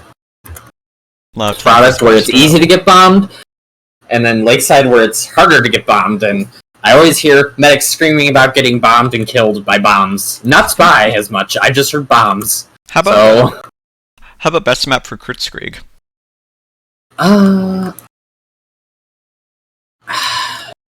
Probably Ashville or Steel. Okay. They seem to do pretty decently. Right, because it's like... There's like certain choke points in closed areas that do so well for medic. Like let's say if the enemy team's trying to back out on Ashville, like through ramp, it's like you just or shutter, like it's just so centralized, right? Yeah. But then compared to products, it's like there's a lot of room to kite out in comparison. Yeah. Okay. Which, that reminds me of one time a long while back, where I was here on Ashville, and we were using Kritzkrieg, and I had the back burner. Yes, I'm driving people crazy with saying I had the back burner out. And our medic crits is in with our demo, and so I'm just waiting for them to finally get appear on that side, so I just run out into lobby on the other side and come behind them with the back burner and pinch them in. What secondary? I had at the time Scorch Shot when it was being used. Oh, not detonator with the back burner? That's a misplay. I know, right? I'm judging you for that one. But then again, because the weird way I am, I used it because it didn't do as much damage to myself. So I would jump up here with the Scorch Shot and then just jump. Well, you know, Rourke, if you don't want as much damage to yourself, ... thermal thruster. Unless that was before the thermal thruster. It was before the thermal thruster. Okay, you're excused then. You're excused. I give you the pass. Yeah. I like using the thermal thruster pretty often. Same. It's pretty good on Swiftwater.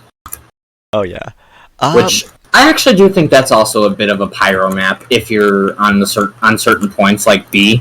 B is a pyro area. Right. People seem to underestimate that. I have gotten away with so much crap before because I just knew how to like get through the gate whenever the time came. Actually, real quick, what makes a map work for detonator, thermal thruster, jumps on pyro? Like, what makes it good for a map or bad? Thermal thruster and detonator. Well, just like jumping in. For thermal thruster, I think the map needs to be a little bit more open. Like on Ashville here, it's quite open. But it also needs to be able to, like, at least hide you a little bit, so you're not just going to get shot out of the sky right away. You don't want to telegraph it, right? So, if I was using a thermal thruster, I would probably bounce from here. So, let's just take it out right now, since I'll give an example. Is that something you ever like? Is that something you ever like see be balanced around thermal thruster jumps? Rarely. Very rarely. Darn, we need a new generation of maps is what I'm hearing. Yeah. Mobile warfare. I'm very bad at thermal thruster, though. But, like, you just do I could mentor you, Rourke. A quick jump like that, instead of, like, doing a obvious jump like that. Right, like, you want to think about the arcing. Yeah, so if you have a quick jump that let you jump over very fast, like that, would actually get you to, get a few kills in. I know I wasn't doing it well earlier, but detonator, as I said, I would jump that fast over the roof. Right. Just because I was so used to it at that time. Sadly, I have not played comp in so long, so I don't think my skill has dwindled at all, though, because I still do very well in TF2 at the current moment. Right. Do you think thermal thruster is something that gets, like, utilized enough, or do you think it's something that's sort of, like, misrepresented or misused? I think it gets memed too much. I think people make fun of it too often. Okay. When it's honestly a pretty destructive weapon. And do you think that sort of meme, it's just, like, kind of ruins its potentially usage? Okay. Yes, straight up. I can't say enough that it needs to be used a little bit more often. Right, but that's like, it feels like a decent bit of the time when it is used, it's just used as like a ha-ha throwy thing, right? Yeah, and then everyone thinks it is. Right. And then people start getting mad because ha-ha throwing thing is killing them. Which happens so often for some reason, and I'm like, I wonder why. Right. Just a moment. Let me go to the bathroom. Okay, we can take a quick break, yeah. Alright, so we are back from that short break. I'll just edit that out. What do you think the best map for Sniper is? And tell me why it's Lakeside or product. Yeah, it's Lakeside, alright. He's got the most wide area to even work on that map. If he's not stopped by anyone, he's gonna kill you all, so... straight up front, it is definitely Lakeside. Product he's really good on, too. He's got enough space there, but Lakeside far outdoes that. And do you think that's bad map design? I wouldn't say it's bad. I don't think there can really, like, truly be a bad map Right. per se. Like, I think there's maps that are not worked on as much as they should be. or maps that just like aren't as good or competitive, right? Yeah, or maps that just haven't taken into consideration a class's power on Right. it. And it's not like it is and it is not the mapper's fault at the same time. Right. Like, so he it's can't help it when a class is so good, and he didn't notice that at first. right. And it's like it's the mapper's vision at the end of the day, right? Like it's the mapper's map. Like it's not necessarily on us to just like be like, okay, this is a bad map, you know, right? Yeah, definitely. Okay. It's based more so on what the mapper was doing. So if he made it for just casual, he didn't make it for competitive then. But say the guy who made what's it called? Cascade. He made that for competitive, I would assume. It seemed like it. Yeah. I mean, it's got a decent amount of space for sniper, and it's got another good amount of space for soldier and demo to be able to do what they need to do. So, and scout's pretty good on it too. Would you say it's just like important to keep like the community you're trying to appeal to in mind then though, like with the feedback you're like sort of acting on? Let's say like you're trying to make this map for competitive, so you focus on what competitive players have to say, and then hopefully ends up being good for casual players as well, but then that's not like the priority of what you listen to? Yeah.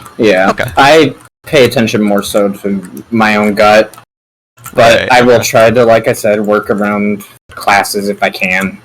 Right. So it's I can't help it though if it's too difficult to deal with a class at the time.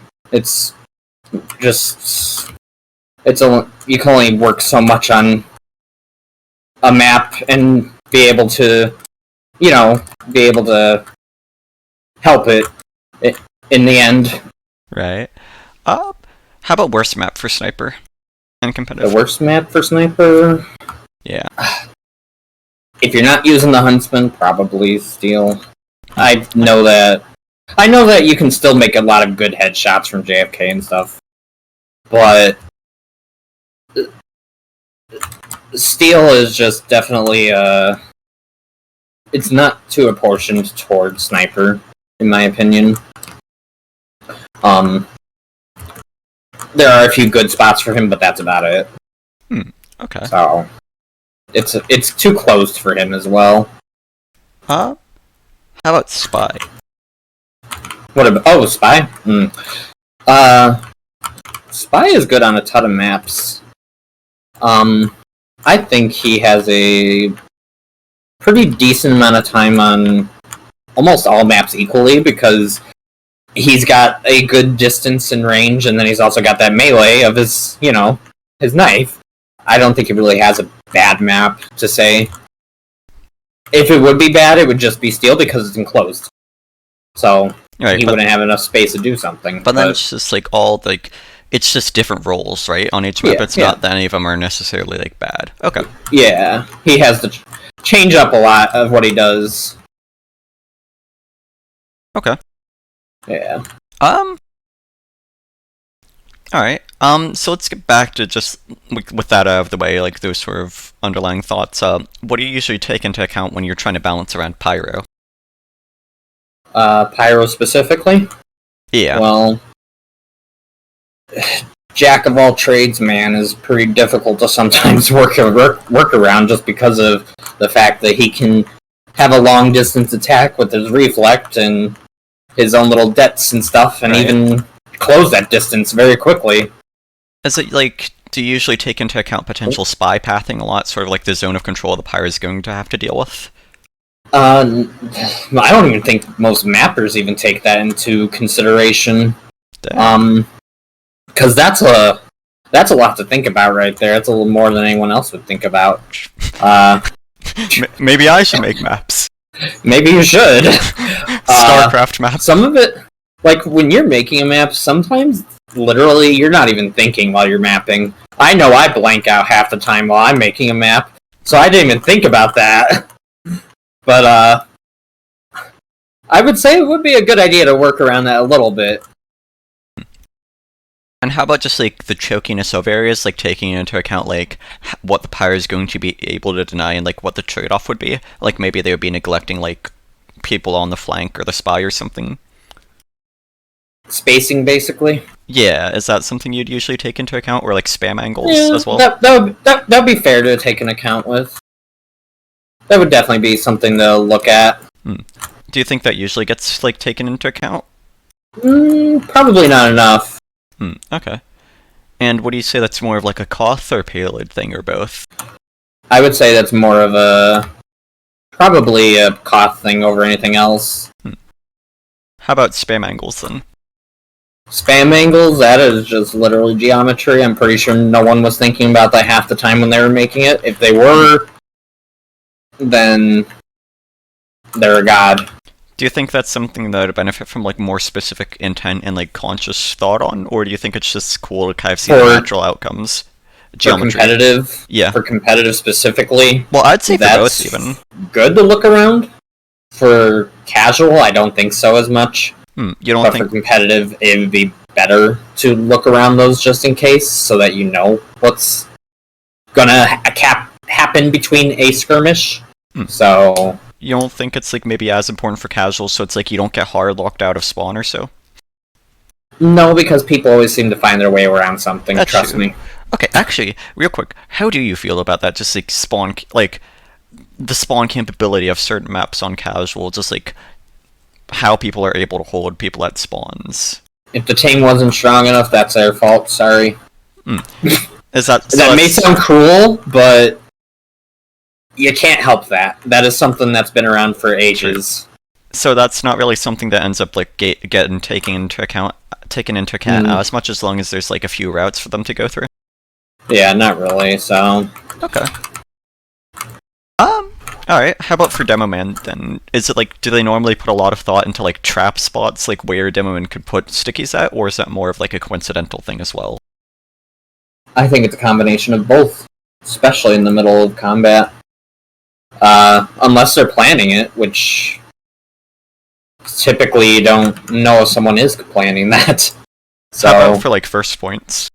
First points, definitely, that is a planned thing. I'm pretty sure you've seen people like go, it's best to do a sticky here, here, here, and there. Right. And is it like, is that what the map maker's usually thinking when they're doing that, or is it just like, oh, this would be cool to have here? Probably more of a cool, it's nice to have X here at this moment. So it's like, a lot of it's just like really not as deliberate as you might think. It's like kind of just like art. Yeah, map making is sort of an art. Okay.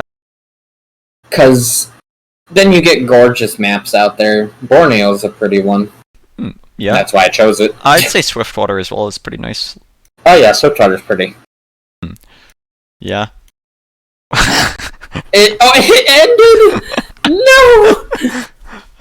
I wanted... Okay. Honestly, I kind of dig just like watching the other person like stream it as they play, because it's like it kind of showcases their gameplay, a little bit of their personality as a player, while it still allows me to fully focus on just thinking and talking. Yeah. I honestly kind of like that. I might try and do that more. That might be a good idea. Yeah. No, I'm not going to Gorge. To George? Get me off. Oh, what's wrong with Gorge? Tell me right here. I don't like attack and defend maps that much. The only one I seem to like is Egypt. What about Steel? Oh, yeah, Steel. I really like Steel, too. What do you like? What do you dislike about him, though? I don't like having to go after one point continuously and watching it fail continuously at the same time. It feels sort of sad to me, I guess. Right. Whereas in Payload, it's like more incremental, right? Like it's making progress every step of the way, even if you make mistakes. But then CP Steel, in attack defense, it's a lot easier to just like completely lose progress. Yeah. Okay, that makes sense. It definitely is. So. Because like on something like attack defense, like there's you can't really spy cap as much, but then on Payload, it's kind of like a vital part of certain areas. Okay, no, I definitely get that. Yeah, definitely. Okay. How do you feel about 5CP or CTF and Highlander as a mapmaker? 5CP is fine-ish. It's not amazing though. Aw, he got me. Okay. Payload's the thing I prefer over everything else. That definitely makes sense, yeah. Yeah, Payload's more engaging than the other map types at the current moment. At least in my opinion, besides, I sort of like capture the flag, okay? Would you be interested in, like, seeing maps made in Highlander for it, though, like, specifically? Can you repeat that? Would you be interested in seeing, like, specifically Highlander made 5 CTF maps? Do you think that would be a good thing, or no? It could be a good thing. It depends on how the map is played out. Right. I know people are sick of, I think it's probably Steel every season. Yeah. Oh, they're attacking me. Yeah, Steel every season. I'm pretty sure people are getting tired of that. I'm pretty sure, like, people are mostly just tired of, like, all the older maps at this point in some shape or form, but then it's like they realize that the alternatives aren't that good, so they just want to stick with what they like. Yeah. Okay, like, for instance, you saw the product like, backlash a few seasons ago, but then, like, in the more recent polls, it's kind of dropped off, yeah? Yeah, I definitely did see that. Yeah. I remember when Stephanie was editing that. And, yeah, that didn't get the greatest reception from what I'm aware. Yeah. So, but it's again another thing that can't be helped. Right. So, do map makers normally take, like, Ubers into like, consideration? I would say probably. To an extent. I don't know what every mapper thinks. Can't really help if they decide one thing over another. Right. Just as, like, a general rule of thumb, though, like an observation, yeah, you'd say that's something you generally see? Okay. Yeah, I would. And then, actually, do they normally take into account, like, what sort of impact each class would have, like, in what situation? Like, let's say, on Vigil, you're down a pyro on last or second near, like, Red Room or Side Tunnel, respectively. Is that something that they would intentionally think about? Just, like, the impact of what class being down would do in what situation? I don't think they would. So again, I don't even think about that. Yeah. Okay. They're not 5 steps ahead of the competition? Probably not. Nah. Wow, okay. I see how it is. Okay. So what about Heavy? How do they play about him? Is he fat? Yeah, he is. Like, how do they develop around Heavy? I myself am not sure. I don't edit maps around Heavy.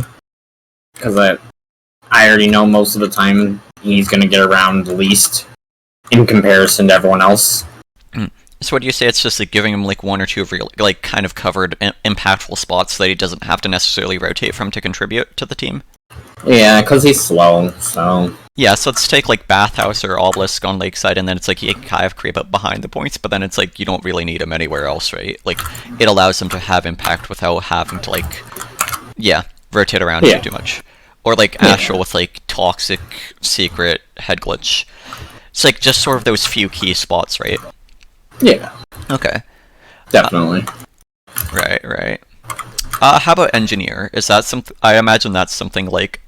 Okay, something interesting I noticed is that a lot of map makers engineer, right? And I'd assume that they put a lot of thought into, like, engineer-specific things as a result, like... Yeah, they have to put Funk no builds. That is something that has to be specifically put in certain areas. But then I was just gonna say, like, the general, like, spots where you might see guns, like, I imagine that, like, either due to it being, like, a lot of engineer mains, or just, like, due to the nature of engineer, it's something you'd see a lot of, especially on payload, yeah? Just like... Yeah, definitely. Okay. And then it's like, a lot of the time they make edits where it's like, you can't build on like this roof or so, right? Okay. Yeah. What do you say it's... Sorry? There's like I said, there's spots even in like, Swiftwater where you can't build in certain areas because they've made sure that they blocked off using Funk no builds so that, the sentry can't be in some weird spot that kills everyone. Right.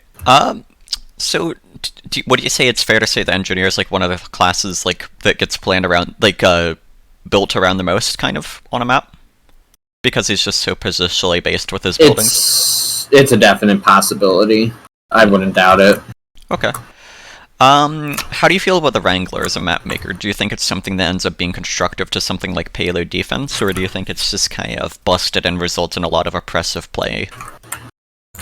I don't think it's busted, personally. I know a lot of people think it's busted as hell, and I'm like... But like... Because I don't seem to run into that much problems with it. in comparison, but that's probably because, like, if I'm given an Uber or something, and they're just trying to, like, defend themselves, all I do is just run an NG instead of the, what's it called? I'm just curious, like, specifically as a mapmaker, if you have, like, a sense of understanding that maybe it's just, like, beneficial to the flow of play, per se, like, or, like, is that something... If you would, you would have to, like, make sure that the sentry's a little weaker in a few spots. So is that something you'd usually, like, plan around, though? Just, like, the fact of, like, the Wrangler, like, all that damage resistance? Like, is that something, like, do you plan around the gun spam angles, kind of, or, like, where the gun can shoot as a result? Yeah, you would have to. Okay. That's something that has to be worked on.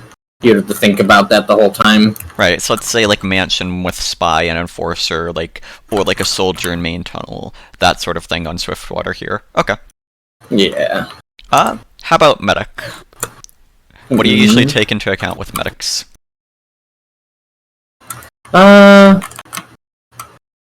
Just make sure that Medic at least has a decent escape route, and that he knows where's safe and where isn't. Yeah. Okay. And it's like, do you usually put a lot of thought? Would you usually put a lot of thought into, like, where medics would be holding, like, against this wall, against this cover, or so, or again, is it just... Yeah, that goes in conjunction with Sniper. Okay. And then, yeah, Sniper, it's like, that's probably what gets played around with the most, right? Just, like, fine-tuning what angles there are. Yeah. Okay. But then always just making sure there's, like, counterplay to that as well, right? Like, people are actually able to get the Sniper. Yeah. And what do you say that's, like, what ends up... What do you say what do you say that's, like, what the majority of the time is spent on when sort of trying to balance a map around competitive? I would say probably Sniper, and then where you can see my team is not the best here. You can tell. But would you say that Yeah, it's true. It's a bit of a skill issue in the airport. But do you think that's more something like that it takes priority over, like, pretty much anything else on the map when they're making competitively? Like, does it conflict with, like, the vision kind of, where you, like, determine what the flow of the map is going to be like? Repeat that one for me, please. Yeah, that one's a little long-winded. Let me try and, like, articulate better. Does it sort of, like, end up influencing the vision of map makers, though? Like, does it kind of counteract that, just, like, the presence of Sniper and having to toy around with that? It probably would. I wouldn't doubt it does affect a little bit. So the solution to that is to remove Sniper, right? Yeah, the total solution is get rid of him. So, something I've been experimenting with, right? I've been asking a few people around, I think this could be a really good step for Highlander. Make no Sniper zones. If you enter that area as Sniper, you get insta-killed. I think that could really be beneficial to the state of Highlander. What do you think? Totally, why not? Yeah, it's like, it psychologically conditions them, right? Yeah. Yeah. It's like you can't enter that spot. So then it's like you don't need to worry about that angle as a map maker. Yeah. Is that something you would implement? He's upset. Yes, you would. I'm glad to hear it. You heard it here, folks. New map makers, this is the future. Okay, and then how about Spy? Do you end up, like, taking into account, like, travel time, like decloak spots, cover, like, on something? That's a small thing. I don't think that one's thought of all that often. But that's definitely something you were thinking of, like, with Ashville, right? When you were, like, added those... When I was re-editing it, and when I look at it, yeah, I do. I can't really help that. So that's the sort of thing that, like, only that gets mostly adjusted, like, over time with future releases after you've seen kind of, like, what the flow of a game is like? Yeah, it would have to be. Okay. And then, what do you think the best competitive maps are and the worst competitive maps are? Vigil, I would say, is the best payload. In my opinion, the worst payload... I wouldn't know about that. Okay. Maybe Badwater? Badwater... Oh, yeah, Badwater is pretty, bad. What makes it so bad? It is very, very sniper-friendly. Aww. Yes, it is very sniper-friendly. I didn't even know he's had that.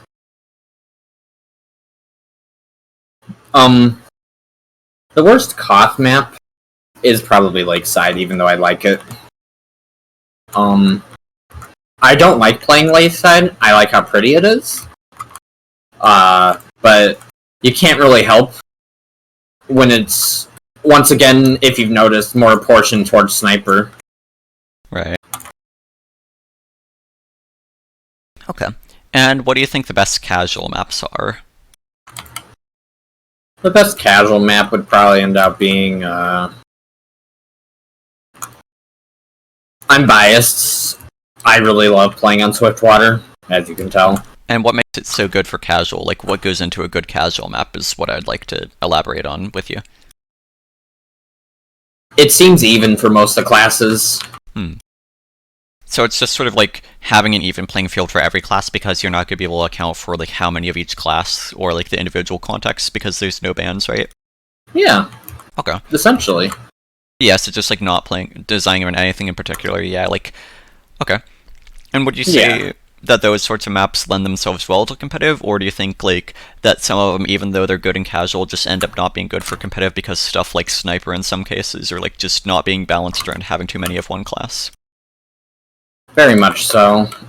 You can't really help it though when most of the classes are just murdering everyone else at the same time.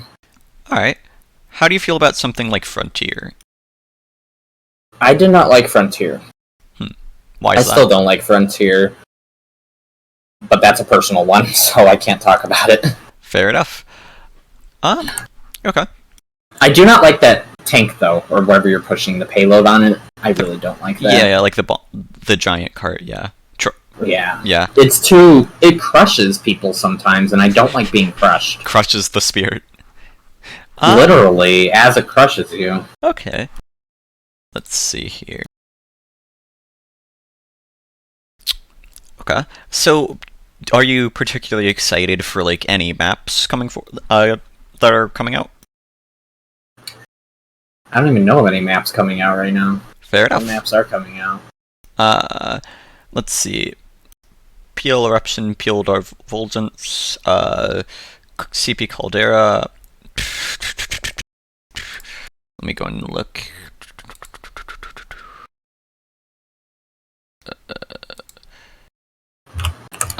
Peel Midwest, Koth Suit, and CP Rapids. Yeah, those are like the prominent competitive ones at the moment, or like the ones in the RGL test server. I've never even heard of any of them, except for Rapids. And I'm sorry about that, but I have been away from the comp community since November of last year. Yeah, for sure. So because I just couldn't play it at the time. And, yeah. Right. Okay. So with all of that out of the way, I think that's about all I want to touch. Actually, one last thing: are there any like particularly interesting community initiatives that you would like to bring attention to that you think are like good? What do you mean? Like in the competitive scene, like I don't know, map testing stuff, anything like that you'd find interesting to talk about? Well, I always thought that the experimental cups, but we already discussed that earlier. I already liked those very much so. Right. Okay, let's move on then. I think this should be the last real thing we talk about. Already covered so much about mapping, it should be great for people who are interested into that sort of stuff. Yeah. How about SlenderFortress / Glub servers? So how did you sort of get into those? What's that been like? That was the community server. I found SlenderFortress a long time ago, and I was like, it looks interesting. It's not the game mode people are really into, though. It's not as fast-paced as TF2 is, because, well, it's a very slow game mode, so... What are you doing it? You want to see? I can show you. Yeah, sure. Sure, we can just do that really quickly. Basically, you have to find pages and escape from a boss that's trying to murder you. Do we have enough people? We do. The goal is always to escape, and the goal in the first part is to gather, quote, pages. Obviously, we have Mansion here.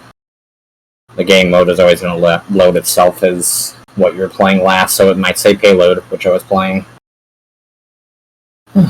All the classes are the same on this game mode. There is the other version of SlenderFortress. There are two.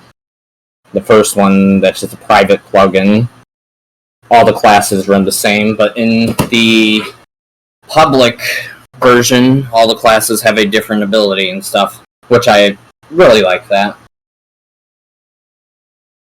Cannot help it, though, if we go through changes per version. Alright, it's loading.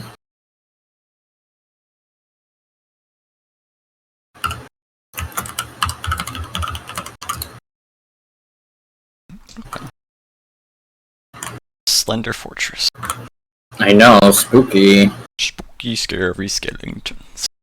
We already had that for April Fools, don't worry. Excellent. Okay.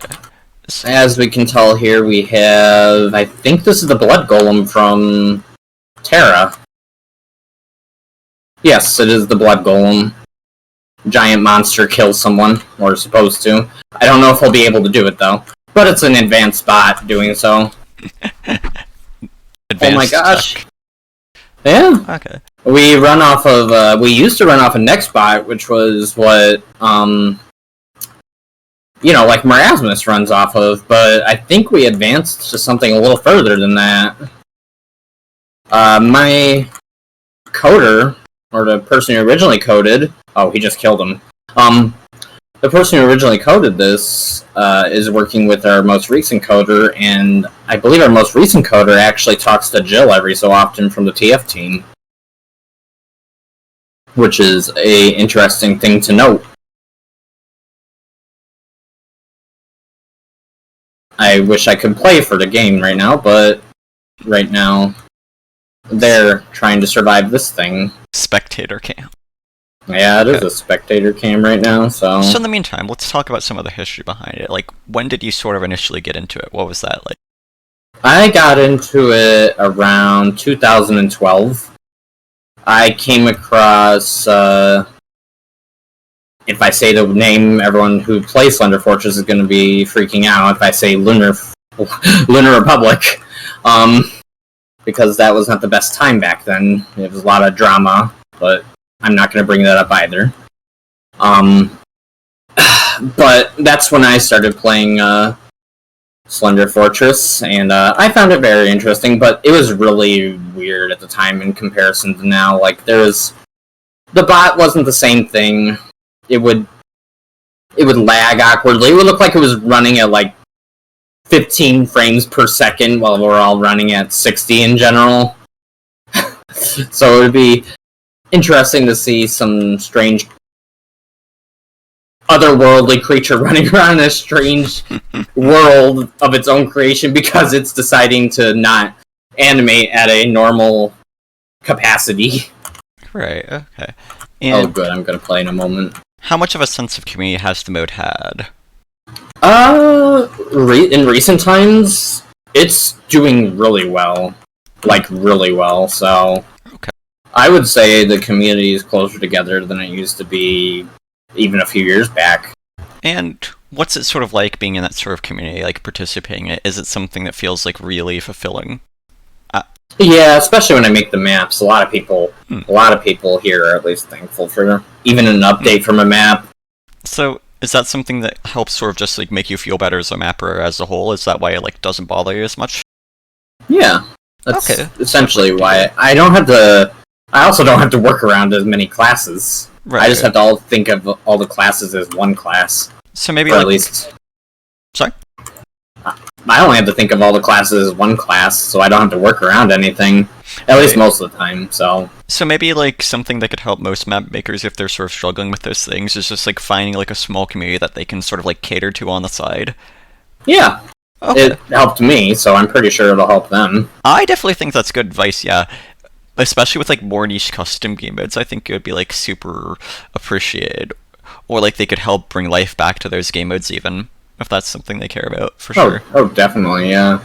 Okay. It would help them, and it would probably help that community in general. Yeah, I think that'd definitely be interesting to see. Maybe we could see a WarioWare revival 2.0. I've missed WarioWare. Oh, it's Scarecrow. Oh, no. That ain't good. So, what sort of positions have you had with SlenderFortress? Originally, I started off just as a moderator for the server. But then afterwards, I became an admin, and then I became. Oh, he's being attacked too.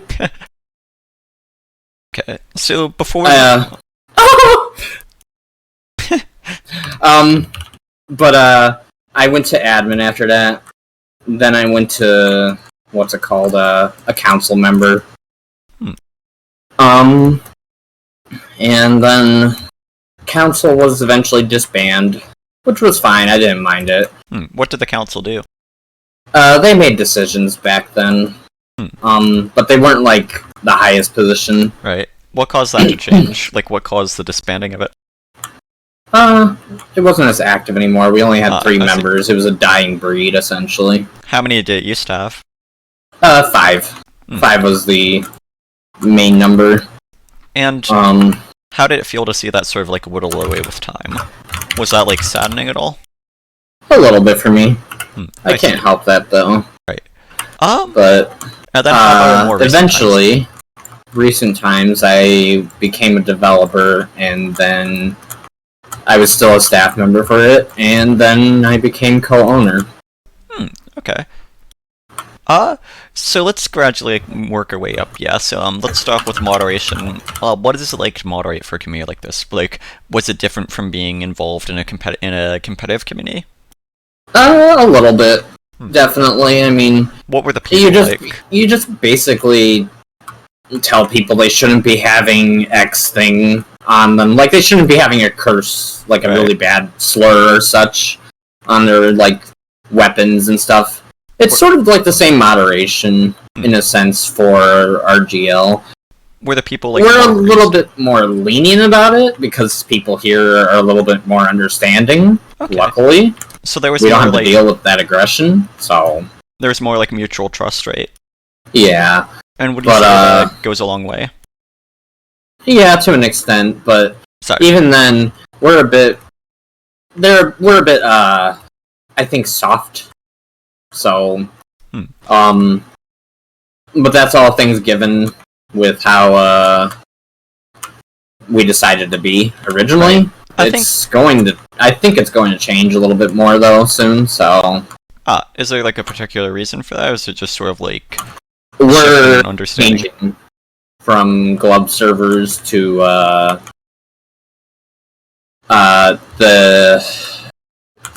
what is our name next? I keep forgetting it. The Nexus Reality. Okay. So, we will be changing soon enough. And that'll probably put a change in things. The moderator, though, was the lowest position, and they were just determining if someone was acting bad on the servers. The admin was the same thing, just with a little bit more... How can I say this? Like, special things, like they could specifically ban someone if needed. Right. Would you say people are usually, like, less problematic, per se, just due to it being, like, a more niche community that, like, most people, I assume, would kind of, like, there because they wanted to be there for? It's a possibility. I would almost say that completely, but some of our moderation team is a little bit aggressive. Not in a mean way, they're just... We shut down a lot of things that come up that are not good. Okay. So... And then, like, that brings a blowback, yeah? Yeah, I'm particularly aggressive, I will admit. Am I gonna get censored? I'm not the nicest with dealing with people. I am grouchy. It's unfortunately had people hate me because of it. Can I expect a delegation from the Glub server legal team after this video goes up? Probably. Understandable. Yeah. Okay. Yeah, so what was it like sort of becoming a co-owner? Like, what's that been like? Just sort of like helping manage all that stuff? It doesn't feel any different from what I used to do, because I'm just very used to editing maps and making decisions. I've never really had trouble running a community, so I personally have found it pretty easy to do. Yeah, but like, how does it feel, sort of? Is it something that feels like really enjoyable? It's like a way to connect with yeah. people? Definitely. Okay. But like I said, it's not hard to run a community, so... Right. It's just like takes a certain type of person, I guess. Yes, it does. I do think RGL has a little bit of difficulty running their community sometimes, but that's probably because of who's around there. It's a little bit more aggressive with people there, I guess, would be the way. You got more aggressive people and a little bit more aggressive rules. What would you suggest to RGL then? At the current moment, I wouldn't know besides being a little bit harsher on punishments, if that. But people may think I'm wrong on that, but it's curbed out a lot of issues for us in glubs that happened back I think then, a lot of the time the people who take issue with the harshness are just people who have friends that act out of line and they feel like it's unfair towards those friends or themselves, yeah. Yeah, it's not all the time, though, I wouldn't doubt it. Not all the time, though. It just seems like the people super most vocal about it. I could see that, yeah. Okay. And when can we see an RGL SlenderFortress division / league? Shut up. No. When is the partnership? Give me the details. You can't hide That's it from me. not happening. Shut up. I have, though, been thinking of making Ashville into a Slender map, so... What's Ashville? There's Ashville? Yeah, Ashville. Oh, I thought you said Astral, and I was like, what? No. Ashville, sorry. Okay. So what's your favorite SlenderFortress map that you've made? Everyone seems to appreciate Desecration, but I think it's just the music. Okay. Which is basically a cursed tomb. Right. So... and he's sitting right there from Soma. Yeah, so honestly, I'm not that familiar with SlenderFortress, but if you just want to carry the conversation, talk about your experiences with it for a bit, just your passion for it, just explain anything, feel free to.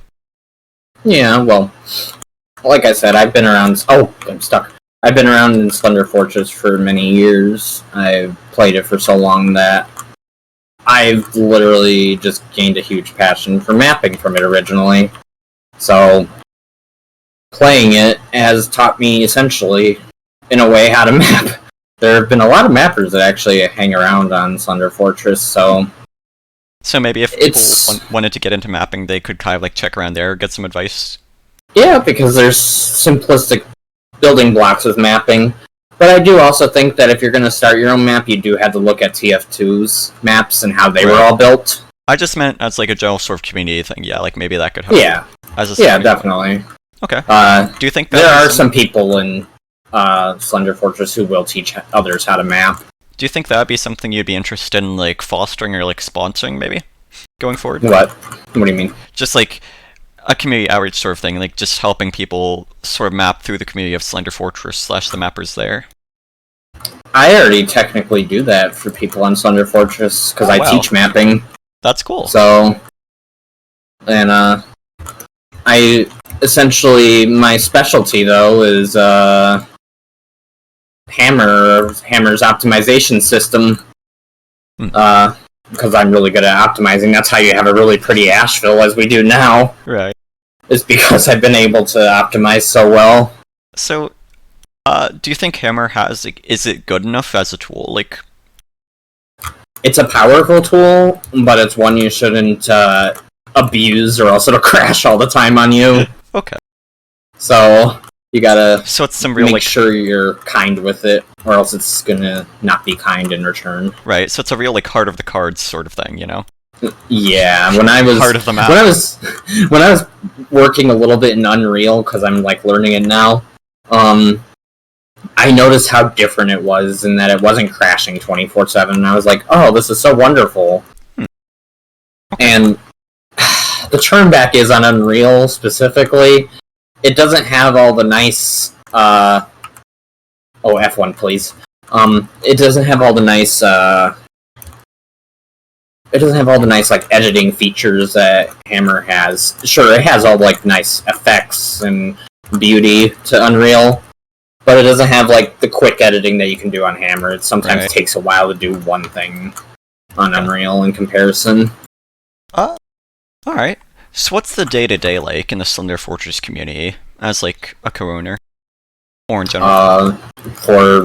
In general, I would say. Yeah, the community interactions, stuff like that. Yeah, most of the time I am talking on the Discord because I don't have any other method to communicate with the community. Steam has become outdated, as everyone knows. Wow, okay. Yeah, I know, right? How about forums?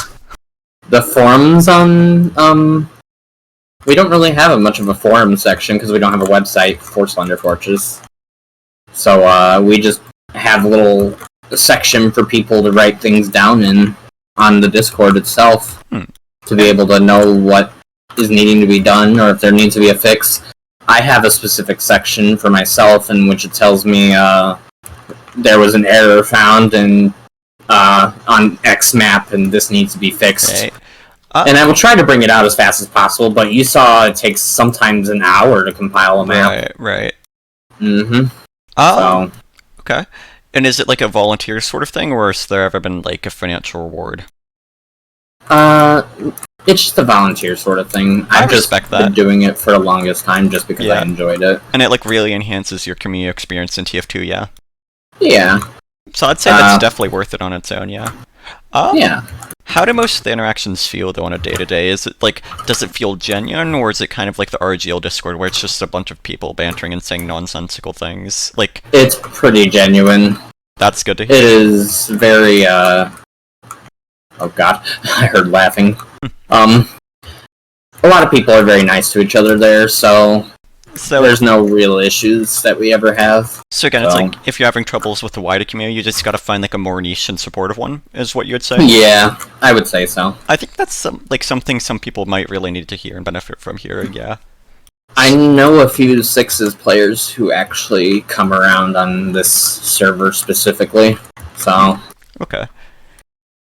It's very interesting to see them there. I'm like, oh, I know you play Sixes, I know who you are, and you're here. Why are you here? And they're like, because I want to be here. So, and I'm like, oh, okay. When is SlenderFortress sponsoring a TF2 team? Never. Not at LAN even?